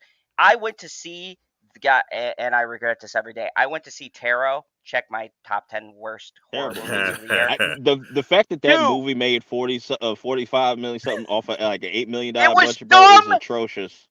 It was dumb. TikTok kids. There was this girl, and I felt bad for her fucking boyfriend because clearly he just wanted to get laid. That's why he was in this fucking shitty movie. She's sitting there on her fucking phone, ignoring her boyfriend, texting her friends, and then talking out loud to the other friends going, "Oh man, this shit is scary." And I'm like, shut the fuck up. I want to not enjoy this movie in peace. Jesus Christ. Well, this goes back to the point that you were saying how, I mean, I know people personally that say, I don't want to go to the movies just because of that. I don't want to sit next to people. I don't want to smell people. I'd rather just enjoy it from the comfort of my own home. And in 90 days, I can do that. Now listen, people be musty in there too. Let me tell you something. My worst experience, I took my daughter to see Aquaman, the first one. And Purp, you probably know the story, man. You probably know the story. And I'm not trying to be racist. It was true. It was an Indian dude sitting next to me. Well, he looked like he was Indian. The story doesn't need to know what he looked like, just that he smells bad, sir. Okay. He smelled like fucking turmeric and goddamn garlic, man. It was the most I'm sorry, he's Indian. Chill, you can cancel me. It was the most pungent. It was the most pungent stink smell ever. It was rather putrid. That's tough, though. Putrid. That's why I wouldn't say putrid. And luckily, my daughter was sitting right next to him. So the guy this is before the pandemic. He had a mask on. He had a mask on, and he was in fetal position with his back turned to us, and he was passing gas the whole fucking movie. And because it was a packed crowd, we couldn't move. So my Yeah. daughter kept looking at me like, Daddy, you were gonna do something? And I said, I can't knock him out because he's only 100 pounds soaking wet with a brick. I go to jail, but I can't tell him to get out because it's a public place. So See, we were fucked. yeah, Dude, and, and and they don't do nothing. I feel like they need to bring back ushers. Have people up in there. You know what I'm saying? If people They get too have them, rowdy Perp. and they They don't have that care. particular case, 15-year-old though, kids who don't want to Yeah. do nothing. no, nah, you could have done. They would have done something. Rashad, you just have to get out. You would have to Yeah. say, "Listen, my theater experience is terrible," and they're gonna say, this movie plays every 10 minutes, so don't worry, Right. we'll just switch your theater. Yeah. But I'm like, but come and think about it, I never remember the guy even looking at the screen. He was in fetal position the whole time, his back turned to us, and I don't remember him once ever looking at the screen. He was like sleep or something the whole time. I'm like, first of all, why would you come to the movies fucked up like that? And then you just have your butt tooted to us passing gas the whole time. But I was mad. my Okay, homie, people. over there, Lotus People- Stacks, like he's right. Like you have to figure out how to get these teenagers involved Yeah. with these movies because like most of the teens nowadays they're just watching things on YouTube and Twitch. Like Kai just had his whole sleepover stream with Kevin Hart and I Drewski and seen stuff, that. and they were That was going for weird. 12 hours, and I think they peaked at like 720 something, concurrent viewers, and like at the time where it was even like just at the tail end, there were still like 300 people in there, and they were streaming That for is like fucking 12. stupid. Like, what is wrong with these kids? How is that entertaining? I'm sorry. How's They were finding different ways though throughout that whole stream to keep people entertained though. Like Yeah. that's what's crazy. And it's just like it's like people could watch a fucking dumb 12-hour shit? stream of that and they can't sit through a movie and stuff. And it's just No, but look, Zod, the last thing you said was, "How is that crazy?" I'm doing it. Purp is doing it. Rashad does it too. And newsflash, so are you. You're an bro, online do personality. you not remember we used to do 6-hour streams, bro? I Mhm. still do 6-hour streams. I'm about to do a 6-hour Yeah. stream after this. Except Yeah. he's better at it than you are. I mean, Yeah.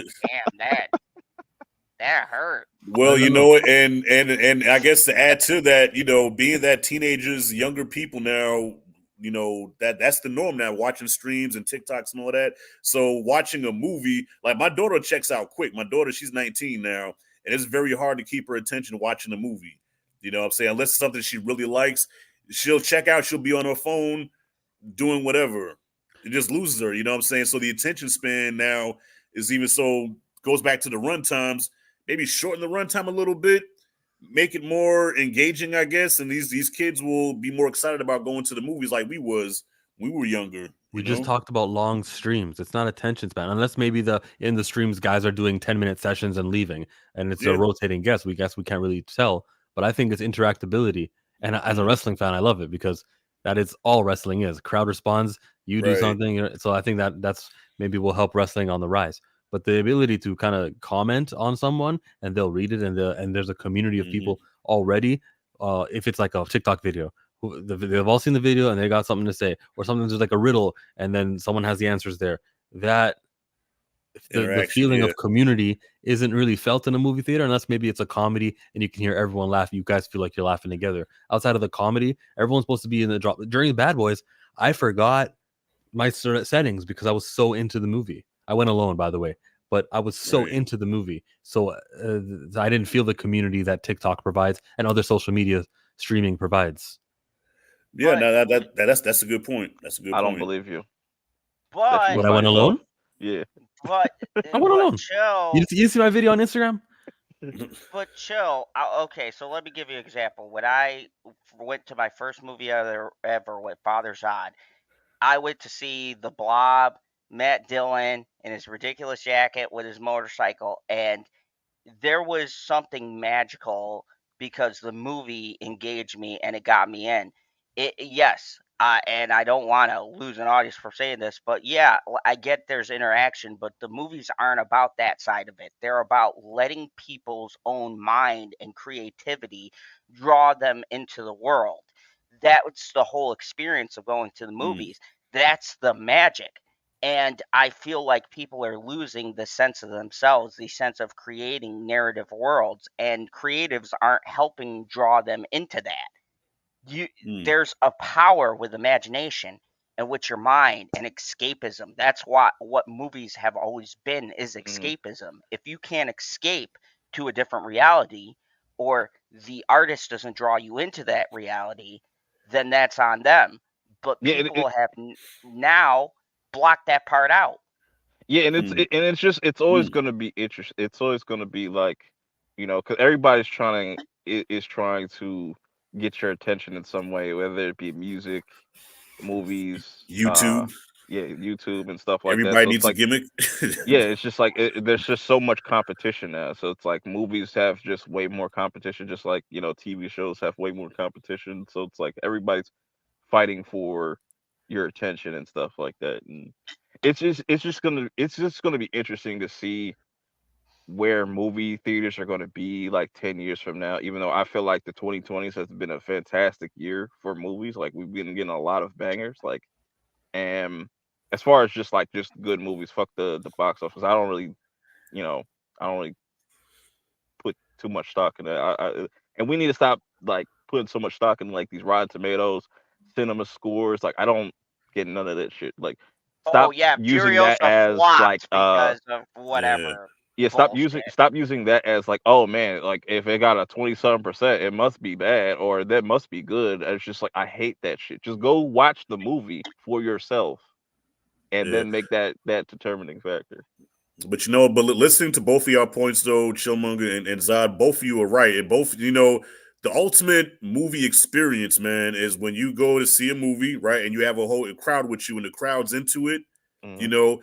Like I've been to movies where people are high-fiving each other and yelling at the screen and, even talking to each other. Then afterwards, we're outside in the parking lot, reenacting certain scenes and shit. Yeah. So the whole experience, what I'm saying? Like and that's kind of what's missing now, because either you get one or the other. Like, so you go to see a movie like Bad Boys, you'll have, the crowd laughing and shit. But they have sometimes it'd be so quiet you can hear a rat pissing on cotton, and that crowd interaction brings up the energy of the film. Like real quick, I can remember Yeah. seeing Return of the Jedi. 3 years old, my first fucking memory ever, man. And I just still remember when the Emperor when Vader threw the Emperor over the ledge and everybody stood up and cheered. And that was my moment where I fell in love with going to the movies, because the energy was just so electric. You know what I'm saying? To your point about that, and it's just like that's why that's why I love horror movies, because like horror fans are gonna show up. So like something like say like Terrifier 2, that I saw that with a packed house, and like that, and when we got to the bedroom scene and you see everybody's reaction to that shit, or even like in A Violent Nature where you get to the yoga scene, like I was like, bro, like that people were cheering, clapping and shit, like just being really interactive, laughing at the screen, or just being like really grossed out, like. Yeah, like Hell, even that movie Abigail, when people were cheering and laughing in my theater too at the jokes and stuff like that. And that's what I'm saying. You're can see that. missing interacting. It's Right. not the kids today want to be fed things to imagine. And this even goes to us, right? We're all personalities here, but we put on a persona, and we make things fun for our audiences on our respective channels, because that's what we have to do, because we're all coming to you live from our houses or wherever. Essentially, movies have a tougher job because they have to transport you into a completely different environment, and they have to suck you into that environment and make you care about the people on screen. And I feel like the younger generation has lost that ability to transport themselves there. They like to be fed information. I see you shaking your head, Joe, but look at the fucking stupid TikToks and Instagrams and things that get a million likes. It's nonsensical bullshit, but it attracts something in the younger generation to click on it. So bring that to the movie theaters. Combining everything we just complained about, here's the solution that Chillmonger just invented on the stream, and it's the reason why I'm the best YouTuber on this platform. At the end of each, why'd you laugh already? I didn't even say it yet. Second best, sir. Nah, I love the confidence, man. I love the confidence. So speaking of ushers, every movie now, so someone needs to start it off. Like let's say Marvel after Deadpool and Wolverine, the movie's over, but here's the comment section coming to the movie theaters. On screen is Hugh Jackman Excuse me. And Ryan, I'm eating. I'm sorry. And Ryan Reynolds. So they start asking you guys questions about what movie you just saw. What did you think about this character? Hey, could you tell that the CGI here was real or fake? Let us know. And he asked like 10 or 11 questions. Some of them are going to be stupid, nonsensical BS, like Zod is saying that the kids like, which will have no reason. But it's also feedback. It's also like, oh, how did you feel about this villain? How did you feel about that one? And they're asking these questions. There's an usher standing right in front of the movie theater, and the lights are all on at this point. And he's doing the survey on his little iPad. And he's like, oh, well, I'll give a 9 out of 10 for that response. 50% of the audience said this, 50% said that. And he's putting in, entering the feedback on his thing. So now the movie studio know precisely what the audience wants, what they enjoyed, what they didn't like. The fans, they get to have their little like moment of community also, because we're doing what Rashad said. After the movie, we're all reenacting moments and scenes on the and maybe even on the big screen as Hugh Jackman and Ryan Reynolds are asking us questions. There's also like that scene replayed, which is a bonus for your buck, right? Like you have to pay the movie, you have to pay money to see the movie in whole. Now you're getting to see the scene one more time. I don't have to pay this time around. I don't have to wait until streaming so I can fast forward, pause, rewind. They're showing that scene. So what did you think about this scene where I took my gun and I blasted off his nuts? And you get to see it again one more time. Everyone's laughing one more time because it's not rude to laugh anymore. The movie's over. There's a sense of community you can make and win because you're getting the usher there to do. And the usher, it's not going to cost the usher anything extra because the usher's only going to be there for 3 minutes and then he goes on to the next auditorium to do his part there. I think that they need to let's get rid of credits. Credits roll for 5 minutes. We got the internet. We can find out who's in the movie that way. Right. I think we just gotta have. Or what was dope that I watched this movie called The Beast, and they have a QR code at the end where you can watch the credits on your phone, like type shit. But still, no one's gonna do that though. But I just feel like that's like I was like, oh damn, I've never thought about that. That's an interesting way to kind of just put the credits out there. But it's not gonna be fair. Not everybody gonna be like, oh yeah, let me just But I could definitely for what's this movie called? The Feast? The Beast. Now, did the Beast need to have like it needed screen time, right? It needed to have the shortest amount of runtime, so they're just like skip the credits. Here's the QR, bye, because that's the only way we were able to get our movies into the theater. Yeah, it kind of plays into the movie as well and whatnot. So that's why it was a kind of an interesting way to kind of be like, all right, I've never seen that kind of done before in a movie. Good to know, though, that there's not some sort of standard that one of those unions made. We need to know who was the camera operator. It's got to be in there. That's the rules. You don't have to have the credits. And to Lotus Nexus' point, I could definitely see Amazon getting into that business of buying up some of these theaters and stuff like that. And because I know, was it the Dungeons and Dragons? They did something like that with Prime members and stuff like that. Like if you're a Prime member, you can see this early. As much as I pay for Prime, I wouldn't mind that. Cause shit, they charge enough as it is. And even to that point, I was like, because I thought about it with Netflix, because the whole physical media thing is just like, why wouldn't Netflix want to have like a store, where like okay, they could upcharge people for the physical media if they wanted to, like similar to how like if you were to buy something like anime related, it's going to be expensive, like a 13 episode, season. That'd be like part one. That'd be like $50 or some shit like that. But still, like that would entice people to subscribe to Netflix more. But where I was going at with the movies is, if you're going to have these short ass windows, right? Have something where if you have the option, you could buy a ticket. You could also buy like a digital code or something. You get a digital code for a movie or something like that, or just like when it comes out in digital, you'll be able to get a discount off it or something like that. Or they just gotta find different ways to kind of entice people to come to the theaters. I agree with that. What if they had food? Oh, go ahead, get up. Honestly, I think they just need to box people in again because what you mean by that? Oppenheimer, if we remember, Oppenheimer was in theaters like as long as movies used to be, and Oppenheimer's not even on streaming yet. You can't even watch it. It's not in theaters. Yeah, you can. It's on Peacock. Oh, it's on Peacock now? Are you just talking about the theatrical window, Doc? Yeah, like that theatrical window was long, and I was like, dang, this feels like how movies used to be in the theater, because I was saying that long for a movie.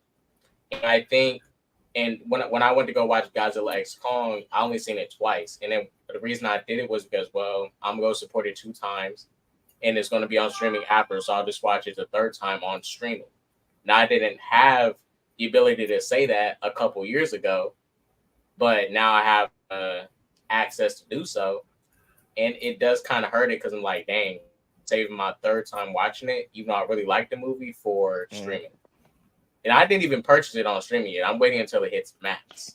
Even to that point too, like you look at something like Godzilla -1, like that just hit streamers like a week ago, 2 weeks and ago, about a week or and, so ago. and they haven't had a Netflix physical wasn't even release date. promoting it. That was crazy. Netflix, that shit is in the top. It's in the top 10, but it's top 4 on Netflix right now, and I think Madam Web is still ahead. I'm like, and it still doesn't have like a US release date for the physical stuff. So like it's gonna probably come out like towards the end of this year or something like that. But like that's still like gaining so much like attraction, and people are still kind of finding out about that movie. And that goes back to the whole we don't need $100 million to make a Godzilla movie. They made that shit for like fucking 15, I think 15 million. Yeah, between 10 like to 15 15. million. well, They made 100 million.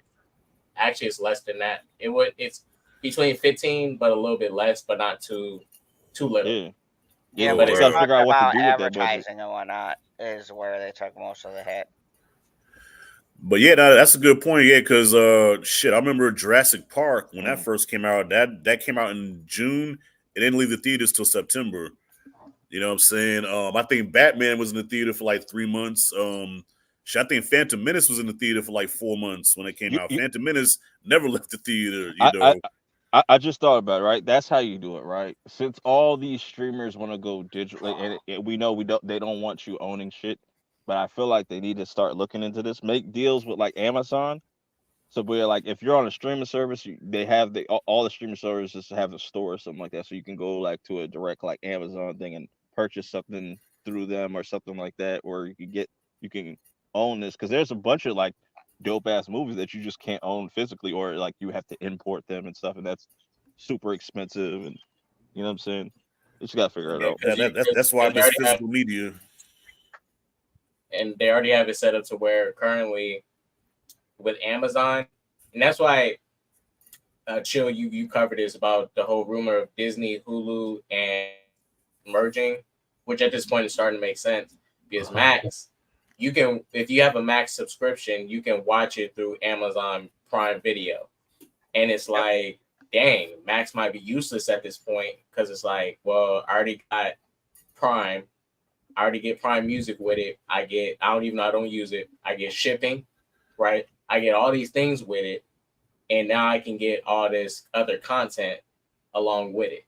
So it's like, you know, what Purp was saying, they can already do so, because, you know, make a special store for Warner Brothers where you get Warner Brothers specific stuff for their movies, all that. Same for Disney, specific sections, because it seems like they all just going to like, you know what, let's just work together instead of trying to divide and conquer, because this ain't working. No, they're working together because there's an enemy, and that would be DirecTV, and who are these third parties who are not us? Okay, we're the creators, and we'll be the distributors too. God, like we can't have all the cable companies oppressing us anymore. They know that the old generation are using cable, and thankfully, you know, that's still there.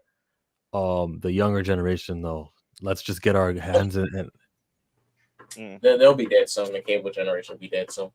They'll be dead soon. When you say soon, shoot, 16, 17 years. I'll give it until 2030. 2030. 2030 only? Yeah. Nah, what? There's some 70-year-olds who will be by time 2030 comes, cable is dead. Is dead. I mean, it's already kind of dead. I was like, bro, I don't know nobody that like it's dead, but like by the time 2030 comes, because stuff's shifting at 2030. But yeah, that shit gonna be dead. Even pro wrestling is leaving to go to Netflix. Mm-hmm. I heard about that. Even real quick, look at what's it's happening at my Best Buys, but they're not selling any more physical movies. Yeah, physical media is dead. Yeah. You know, the only thing you go in there is buy video games at this point, but soon those are going to be digital. Like, it's already starting, and people Yeah, are bro, you really saw the excited. you see how many gigs the new Black Ops 6 is? It's like it's 300 gigs. I'm like, bro, Dude, ridiculous. that is fucking ridiculous. I don't got enough space for all that shit. Yeah, it's just crazy. It's getting out of hand, but it's gonna be interesting to see exactly when we get into like a full digital future where there's just like no physical nothing, like everything's online type shit. I think everybody's going to have to just stomach the fact that we're going to lose our Yeah, I ability seen to that really the bundles. Yeah, own. they're starting to do those bundles for the streaming services. Yeah. And see, honestly, people are going to have to accept it at this point, but we're no longer going to really get to own the stuff that we really are consuming, like as far as music goes, movies, television. Because Yeah, look at it there's like, gonna be ways around that, but like I said, like import and all that stuff like that yeah, it's gonna be it'll expensive. be ways around it. I'm not denying it, but It's gonna be like look at it expensive. like this for example, right? On look at it for gaming, right? Mm-hmm. When you play a, let's say you purchase a game digitally from the Xbox store, and the next console generation they decide, okay, let's take this game off the store to where you can no longer play it digitally. So they can take that from the cloud, so you no longer get to play it. Even though you purchased it, Yeah. you can no longer play it unless they put it back up for availability. So yeah, you paid for it, but you don't own it. They I got know. your money. They ran away. I agree with what K-Dot is saying. The worst thing that happened right now is killing physical media, and everybody who's out there, like, I know it's convenient. I've done it, but Yeah. we really need to fight that because the thing is they're not seeing it as profit. And if people keep on buying shit digitally, you're gonna get to a point. And to K-Dot's point, I had that happen to me with a game. I had bought the game for $30 fucking dollars, but I don't own the fucking rights to it. The gaming company does. So now I can't play a game I spent money on, Yep. hard-earned fucking cash, because I didn't get the physical copy. Kind of like what Chill's got. See, physical copy right there. You can't fucking redesign that. You can't fucking replicate having something to hold in your hands. And I think it's just the experience of you being able to feel and actually interact with what you Caress. purchase. You must caress the physical. That was caressing. Well, that was a while. That's why I Yeah, stopped. it kind of got weird. I was trying to stay. No Diddy, no Fucking Diddy. me up. But You were but massaging even that a little bit too good. but to that point, like even like somebody like Mike Flanagan was like fighting to get his stuff released physically, like because like I even like Hush, they took that off of Netflix and stuff like that you can't watch Hush, and that's a Netflix original and stuff like that. Yeah, So it's how do you have a Netflix original that you can't fucking watch anymore on Netflix? That's fucking ridiculous. And that's the loophole. And then I bet you what companies will start doing is they will market it and they'll be like, "Oh, look, we're Returning bringing this now. digital, yep, returning now. You can for $4 because you already own it, upgrade and get the blah blah blah because they do that shit with video games.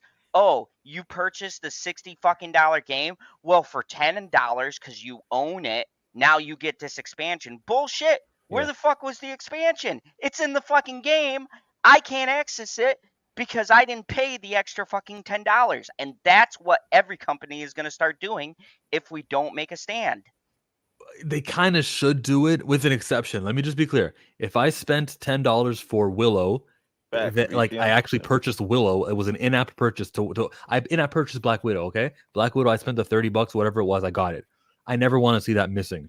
But for Willow, we subscribed to Disney Plus, and we got Willow as a like a other way. No, they pulled it, and it wasn't worth the bandwidth or whatever internet cost it would have cost to have it and host it. I understand why they pulled it, but now, because they pulled it and it's been missing for a year, when they do say returning seasonally, it's the Willow show, they'll actually get viewers for it with the fear I'll miss out and it'll go away.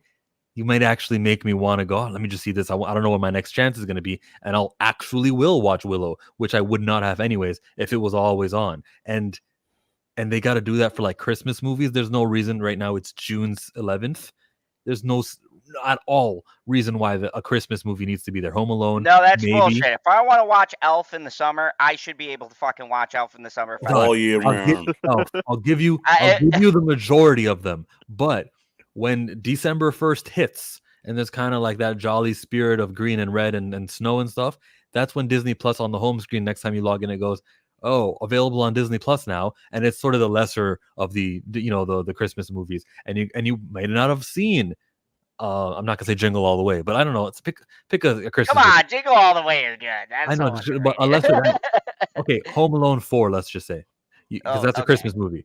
You may, now Home Alone 4 is on, and you're like, yeah, I haven't seen this. I know it'll be gone until the next Christmas. I celebrate Christmas. Let me go watch Home Alone 4 and knock it out, because then Disney would be maximizing on their library of content, which is just collecting dust digitally. There's all these digital cobwebs around these old movies that are not being watched. You make them special when you can say it's returning and there's a highlighted focus on them. No, what's new on Disney Plus? Well, the old stuff. No, bullshit, because when Lion King, the new one, came out, it made me go back and watch the old one that was in that dusty cobweb, because that was a fucking piece of shit. So that I go, oh, let me watch the actual original movie where they didn't cut out the fucking hyena scene because reasons. For sure. I'm not saying pull the majority of Disney's library. I'm just saying there's like 20% of Disney Plus stuff, or even Netflix stuff, which is kind of, they've had their fun in the sun. It was created 8-9 years ago. We can. Hey, I'm all for them getting rid of all the stuff they got currently. Like, just restart, bro. Restart, man. Redo your brand, because like all the Disney I Plus disagree, because I fell down the rabbit hole of K-dramas. Go check out my review on Glory. The Glory bro, they be having some international shit I would have never known about if I didn't. K-dramas are popping, man. K-dramas are popping. Like they. My kids try to force me to watch that shit, and I'm like, yeah. Bro, I'm telling you, K-dramas is like American soaps, but if you put in blood, violence, swearing, and some other crazy revenge you should watch the 8 Show. Watch the 8 Show. 8 Show's fire. Oh, yeah. Oh, man. Damn. We should do a stream on K-dramas. Hey, listen, shout out to the video stores. I mean, look, I come from a time, y'all, like, what sucks about today's times is like, okay, let's say, I say, Chillmark, have you seen Last American Virgin? You'll say, no. I said, dog, you need to watch Last American Virgin. But you can't find Last American Virgin nowhere because you can't buy it in the store. It's not streaming anywhere. Even if you wanted to pay to see it, you could. Like right now, it's out of existence unless you actually own it. So my problem is, like, there's certain movies where if I say I want to see it, I can't watch it on streaming. Back in the day, all right, way back in my day, we had Blockbuster, we had Hollywood, you had Suncoast. Hollywood Video. Yeah, you had, you know what I'm saying? You had Suncoast, Circus City, Best Buy, whatever movie you wanted was at your disposal. Even if you couldn't own the shit, you rent it from Hollywood for $2, right? $3. Take it home, dub that shit with your 2 VCRs, and boom, now you own Last American Virgin. Did y'all have everything was accessible back then? Did y'all have a Funko Land back in the day? I ain't a Funko Land. Nah. It was Circus City and Best Buy. But there is screen recording. There's software where you can screen record, and you can purchase every movie, even when they're not on streaming, digitally somewhere. The last version. If you can find without using a torrent site, okay, because I know you can probably go to a torrent site and just download it. Yeah, but Rashad, I'll be honest with you.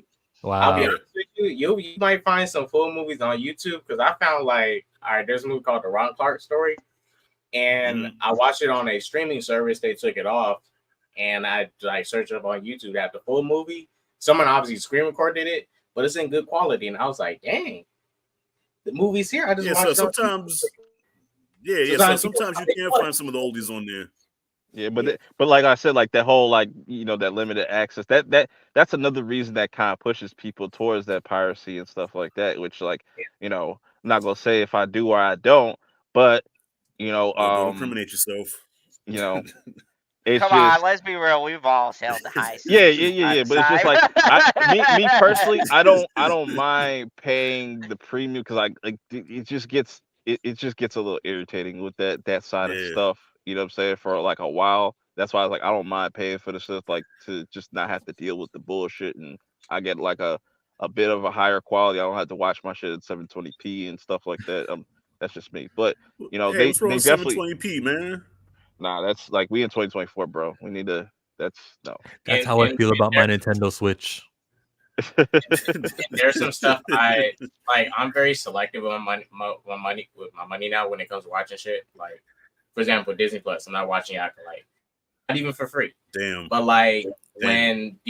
when the Good when for the you. Attack Good on payback, Titan final season was airing, I was watching all the episodes on Hulu, supporting it in some way because I was getting good quality.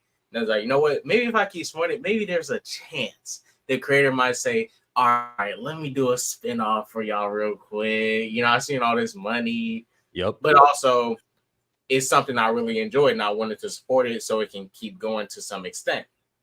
Right. But I am for giving stuff a chance at this point, but it's too many stuff I gotta waste money on to give a chance. That's why I'm not going to the theaters a lot anymore for certain movies. Like if I'm not interested, I'm not gonna go watch it.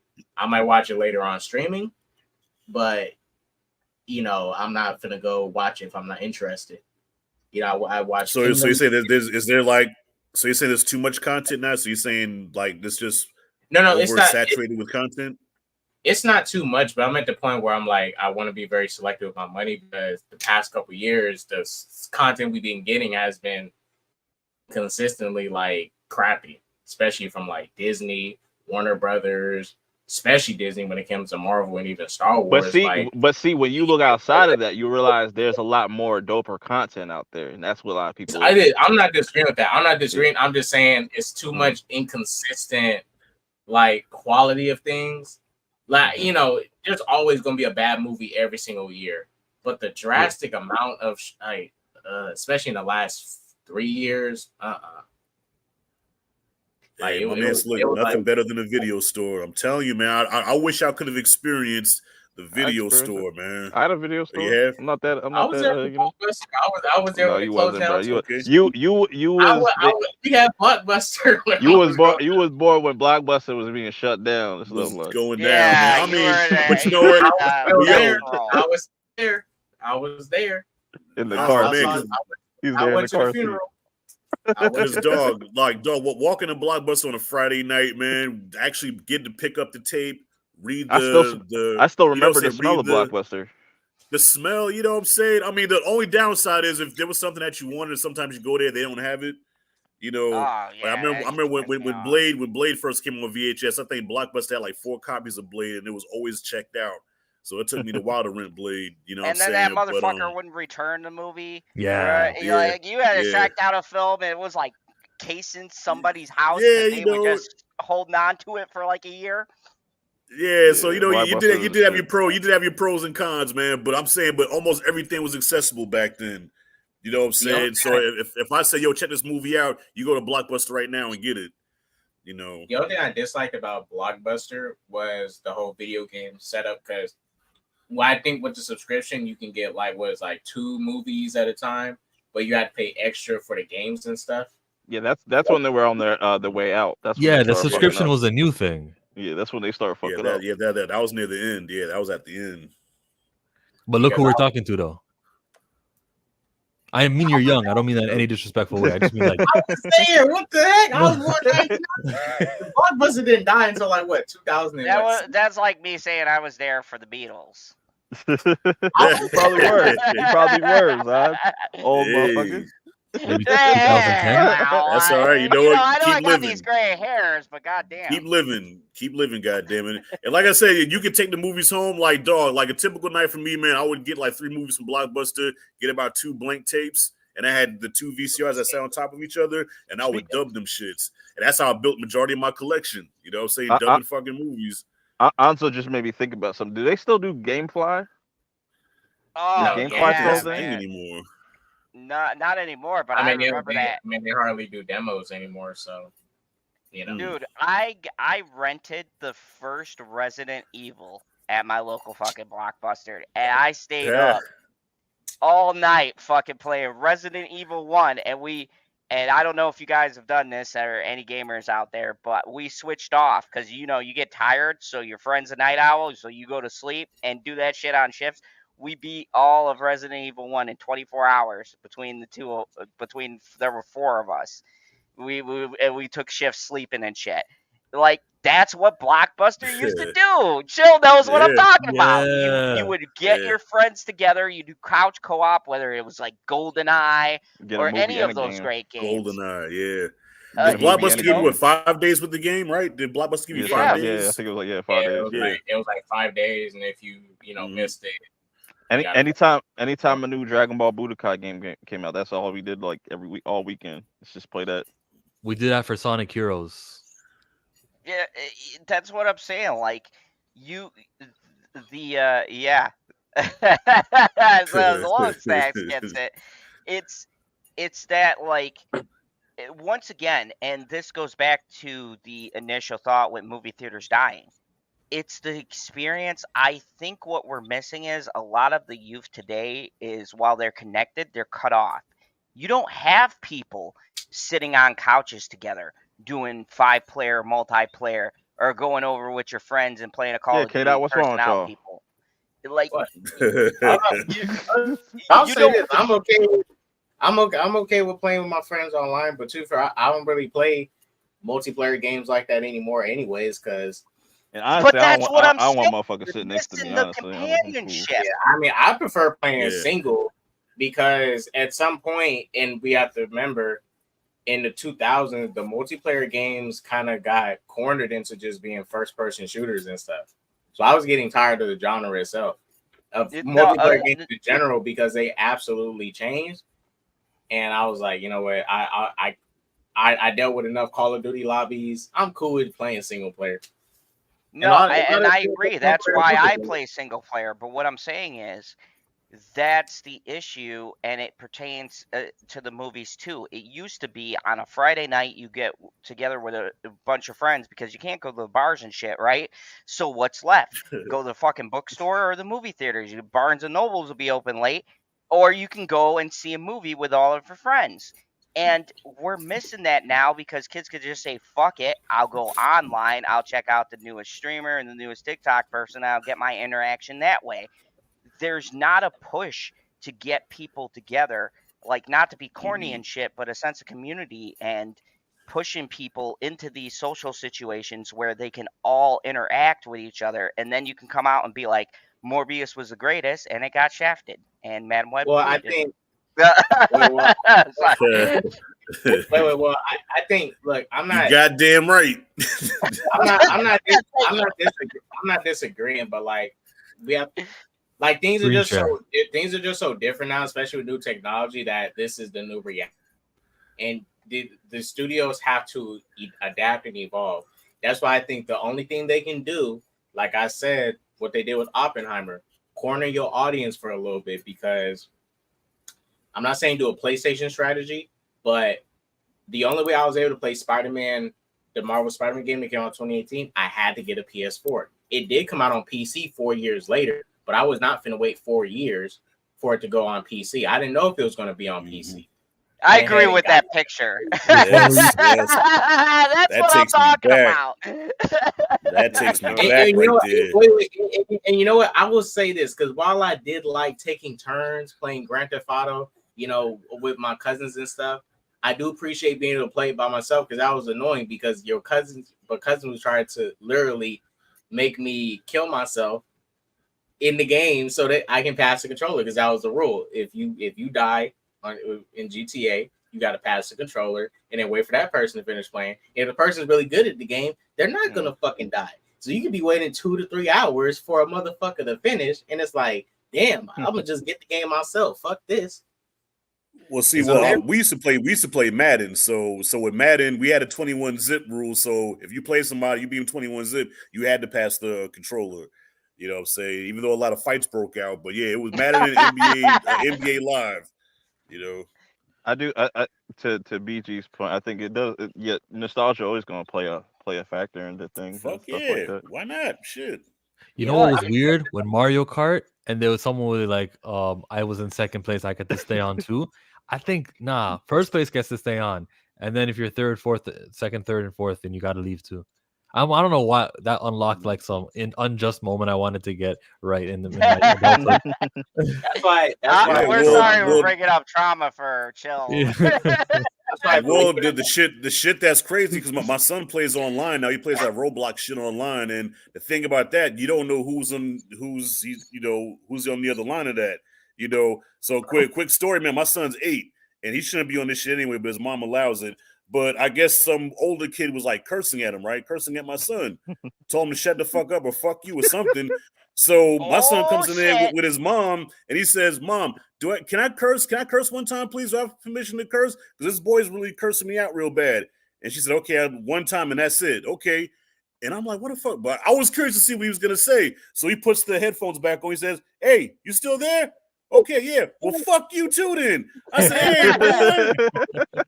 Yeah, let me tell you something. I can't tell you. So, Bitchy has a rule here in the house. I have my TV with my game, of course. I play the game, the finals. And so, when I Call of Duty is banned now from our house because there was this little shit that got on and called my mom every name in the book. And I ignored Oh it. my I ignored it. God. Clearly, he had a younger voice. I could tell he was a kid. And then I just said, you know what? That's why your fucking parents abandoned you. And he called his parents, and then so I cursed the parents out, and I had a fucking ban on my account. And I'm like, look, but here's my thing though. That was the fun of playing video games. I hate this shit now. Like, yo, if you Them 360 you're gonna lobbies was crazy. Them kids nowadays couldn't survive in those no, lobbies. are you kidding me? Back in the lobbies, we had nothing. There was no racial or sexist thing. We were just assholes. We started losing, and you said some shit. That's how it went. Yeah. And like now, Oh, yeah. everything's being censored. Everything's being watched down, and we're losing our sense of community with the games and with theaters too. Young kids, I tell my daughter all the time, and she goes to the theaters by herself. The first movie I went to take her to see was Crawl, uh, and Good one. she's loved horror ever since. And I've taught her to have a decorum and have respect for people. And I think what's missing is that movies, if we're going to compare it to Broadway, it is like an opera. It is like a show. You have fucking respect for the people who are there around you. You pick your shit up. You treat people around you with respect because you're not at the house. And it's no different than if you go to eat at a restaurant or something like that. And a lot of these younger kids don't have that. They got Yeah, lazy. They got used to the pandemic, and they don't hold themselves with a amount of decency and courtesy towards other patrons, and it ruins it for everybody else. And that just adds to people not wanting to go back because they say, "Fuck it. I Why am I saw a gonna go meme. back?" I saw a meme. It's just like it should be legal to slap somebody or hit somebody in the theater to tell them to shut up or something like that. For Oh real. man, that motherfucker that was farting, I wanted to knock him out so bad, man. Dude, that's what I'm I saying. wanted It's to like knock him out. there used to be just inherent standards that your dad gave you that look. I know everybody's on panel. You have your parent when you started talking or something in a public place when you were supposed to be hush, and they give you that look like shut the fuck up without saying it, and you knew to be quiet. And that shit is lost now. There's like they just take their phones out, start texting and stuff, and that also kills theater business. Because going back to what Perp and K Doc were saying, why do I want to take my kids, my grandma, my mom to go see a movie and it's going to be fucking ruined by an asshole who's going to talk through the whole entire movie and text on their phone and shit? So you have that cutting into your business too. And the theaters, and I know this for a fact because I used to work with them, the theaters won't do it unless you walk your ass out and talk to someone at concessions. And who wants to do that in the middle of a movie? Nobody. So you're going to deal with the bullshit. You're going to keep it in the back of your mind and say, fuck it. I'll wait for it to come out in the next couple of weeks because it's only 3 or 4 weeks before I have to wait. I don't take none of my older family members to the theaters with me, like the ones that are up in. I just mainly just to the young people and stuff, because like usually when I go to theaters, I usually kind of go by myself anyways. So shout out to your daughter because well, to be fair, I like review movies and stuff, so I'm in a totally different mindset. But I have a different passion than other people. Other people are just going for a good time. I'm going there for more than just a good time, like because I love the art of the thing of that I'm consuming. So it's a different type of passion that goes into it because we literally dissect this stuff. We just don't go watch it like the casual people do. So we also have to look at it from like we also take out our mindset with it because we dissect this shit. Some people probably don't dissect this stuff like we do or appreciate it the same ways. It's majority of the casuals. But K Dot, I get what you're saying, but you're talking to it like from the personalities that we are today. But I know you can remember back in the day, no matter how old you are, just going just as someone who wants to see a movie, and it was not the same experience. Even though you were just going there for fun, that's a bullshit excuse. You could still have fun. You can talk to your friends and you can joke and laugh after the movie. It has to do with the way that the movie theaters choose to promote these things. There used to be a seriousness. There used to be, if you talked, the usher would come, give you a warning, and kick you out. Now they don't want to do that because they're so scared of their profits that they let shit go. That's what I'm saying. You have to instill a sense that, hey, this isn't your fucking house. You're not at home chilling on Netflix with your friends, fucking watching some shitty movie.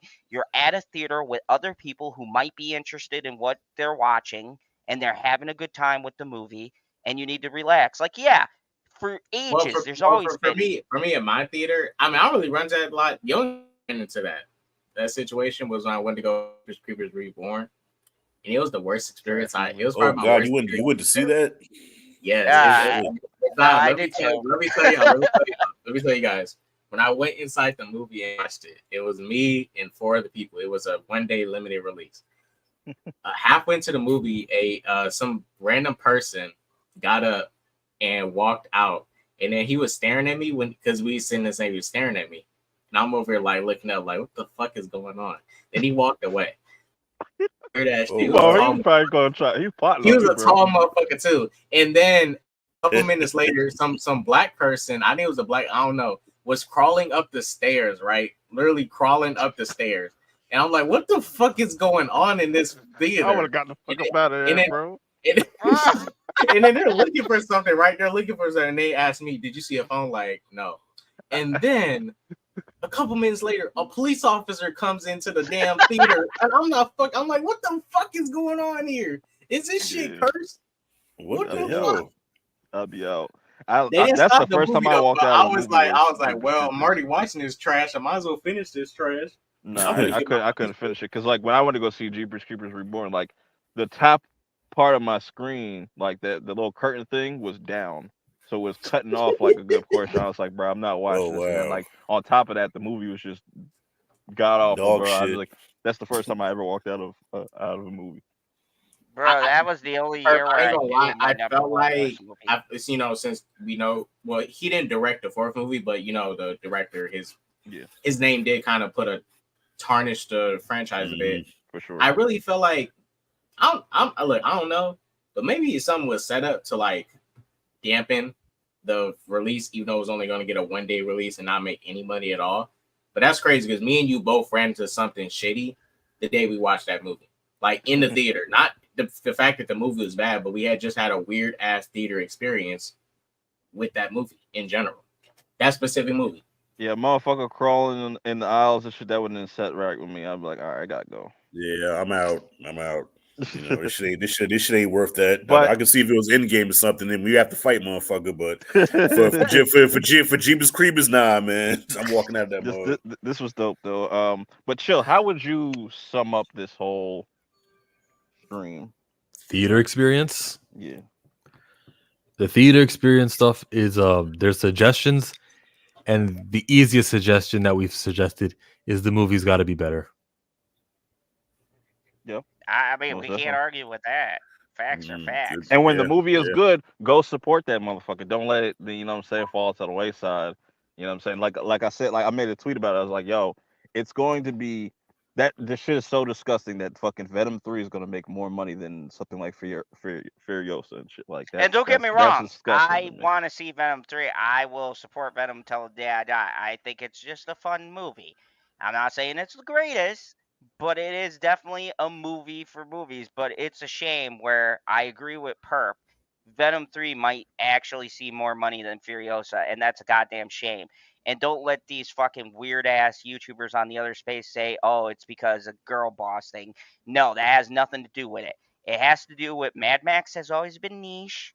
Even people say Fury Road is his greatest thing. Look at the fucking numbers. They don't lie. Fury Yeah, it's a Road, cult. Yeah, yes, exactly. Fury cult Road following.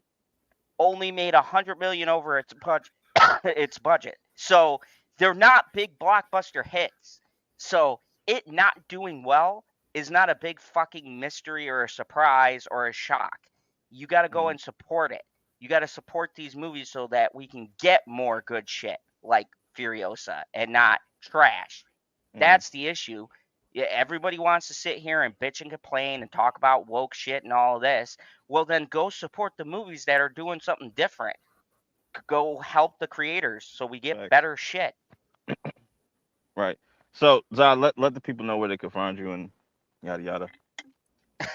Hello, if you guys didn't know, it's the most earth-breaking, ground-shaking, but never media shill money taking, the man, the myth, the legend, the most electrifying YouTuber in all of YouTube entertainment today, General Zod. And you can go find me on my channel. Go check out tomorrow because these fine folks invited me. Tomorrow I will do my final breakdown for Barry Season 4. If you've been following me, I've been doing a retrospective on one of HBO's most underrated gems, Barry, and I'm going to break down the final season for you. And I've got a surprise review of a movie that's coming out soon that I can't say because of review embargoes, that I got a surprise screener to. And it's going to blow you away. You've been Don't get teasing that before. You said that on a stream I had with you last time. You still like, what movie is this? No. It's under embargo right now. I legally Ah. can't say. I signed contracts. I don't want to be sued. So he signed his life away. I that's will cool. say, to give you guys a reasonably good hint, I will say the person who will sue me has mouse ears. So, and I don't want to infuriate them. Oh, I already so, know. I know what movie you're talking about. So yeah. Oh yeah. All right. That's the thing. Rashad, let the people know where they can find you and what you got going. Okay, so Rashad G reviews. I just dropped a review today for the Marlon Wayans comedy special on Prime called Good Grief, and highly recommend watching that. I mean, I'm not the biggest Marlon Wayans fan, but damn, this is the first stand up where I laughed and the shit made me cry too at the same time. You know what I'm saying? So I dropped a review for that. Then I also dropped a review for not Forget Paris, but Under Paris, that shark movie that dropped on Netflix. That video's doing shitty numbers, I guess, because nobody really cares about the movie. But I think the movie is definitely worth a watch. It's a shark slasher movie. That's all I'm gonna say. I've heard good things about it. Yeah, it was dope, man. Now they have two versions because it was filmed in French. So they have the French version, then they have the dub version in English, and I watched the English dub version. But yeah, it was a different type of shark movie that I highly recommend. That's about it. And just real quick, I want to agree with Chill when he said that what's gonna really help theaters is simple, better product, man. Better product, and I think also to add to that, I think marketing. I think that's what's missing now too is good marketing. And it's amazing that Bad Boys did the numbers that it did, despite the fact that the marketing wasn't too good on the movie.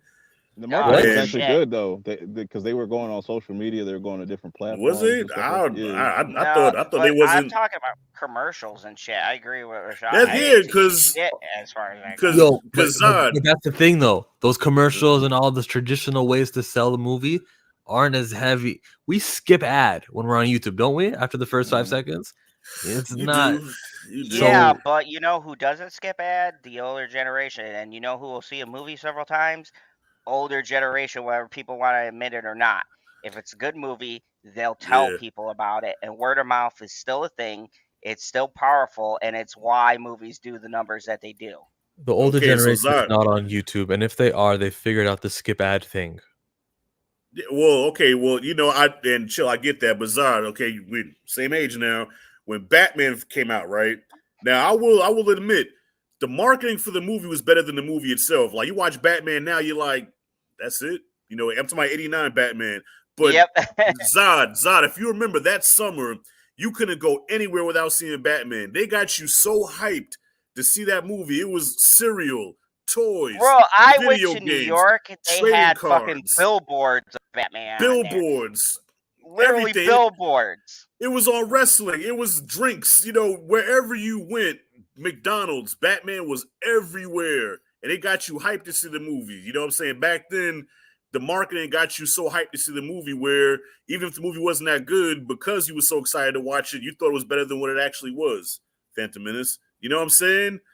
So, yeah, man. Yeah, think about marketing. the Phantom Menace. How many of us, I'm not saying all of us, but some of us might have dressed up as Anakin, not knowing where that role was going. The cosplay was crazy. Yeah. Bro, I was in line with my lightsaber. My dad was embarrassed because he took me to see the movie. He's like, God damn, I'm going to stand here in line because I had the robe on with my fucking lightsaber. I was ready to go. That's what I'm saying, Chill. We're not talking about, yes, you can skip an ad on YouTube. But I'm talking about making it so loud and obvious that you can't skip it. Billboard signs, You can't escape posters, You can't McDonald's escape it. having Put it the up like an toys. Amber Alert. That's how it should be popped up in like on your phone Yep. or something like that. Amber Alert. Yo, when Jurassic Park came out, man, I couldn't wait to go get that Jurassic Park McDonald's meal. There was a triple cheeseburger, supersized fry, and a drink. You know what I'm saying? For $5.99. Oh, Yo, mom, can I go get that Jurassic Park meal? Get a meal as big as the T-Rex itself, the Jurassic Park McDonald's Yeah, meal. it could be this little ass, you know what I'm saying? Yeah. Get the people excited again. People are not excited now to go see a movie. So that I'm gonna leave it at that. Okay. Chill. I got the screen share going on for the TikTok video that I want to show you. Is sweeping the nation. Martin, Will. And this was like a couple months ago.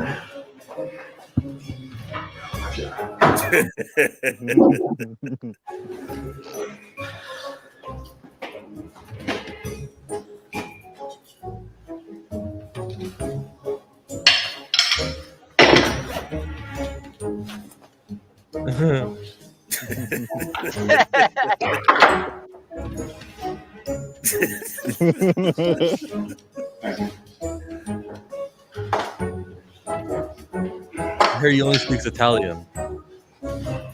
Really? He only speaks Italian.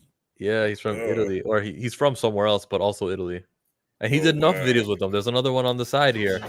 I'm not gonna play the whole thing, but like, yeah, you can see the guy's like, "Oh, I can help you open the door." The guys, it's very simple. Oh, yes, I see this one. Yeah, and he does the pointing thing, you know. Yeah, like little light stuff like that. You know what I'm saying? Yeah.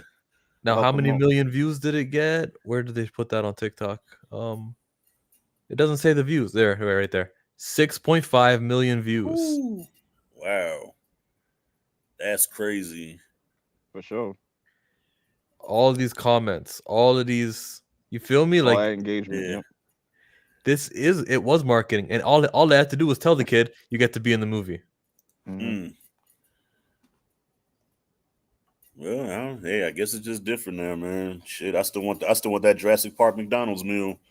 I know. I was 30 years ago. You got me hungry. This was dope though. I appreciate everybody pulling up in the chat and stuff, and had a great discussion. My next show we will be talking Deadpool. Hopefully everybody gets around to watching that. You know what I'm saying? So that will be the next time you'll see me go live. Be a minute, so I gave you got two almost 2.5 hours, so that's decent. That's good. I like that.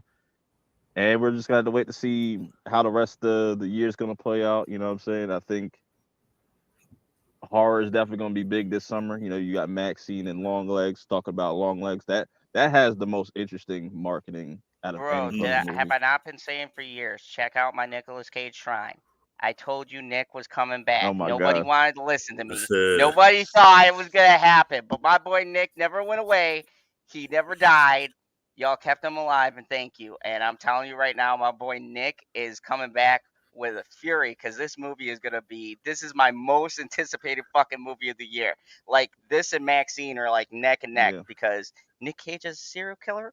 Fuck yeah. That's what Yep, I'm talking and then about. you got Deadpool next month. So like, I think it's gonna be a decent summer. And then Inside Out is Inside Out 2 is doing well as far as like early, views of that. So you know what I'm saying. It was a slow start, but it's starting to like we're starting to get into the shits with most of these movies. And like the second half of the years are usually always like we get better content and stuff anyways as a whole. But I appreciate everybody that tuned in. Make sure you hit that like button. And if you're new, this is the first time you're ever hearing, you know, one of these episodes, consider subscribing, whatnot, and subscribe to everybody here that popped up and whatnot. And I will see y'all in the next one. Peace. Peace.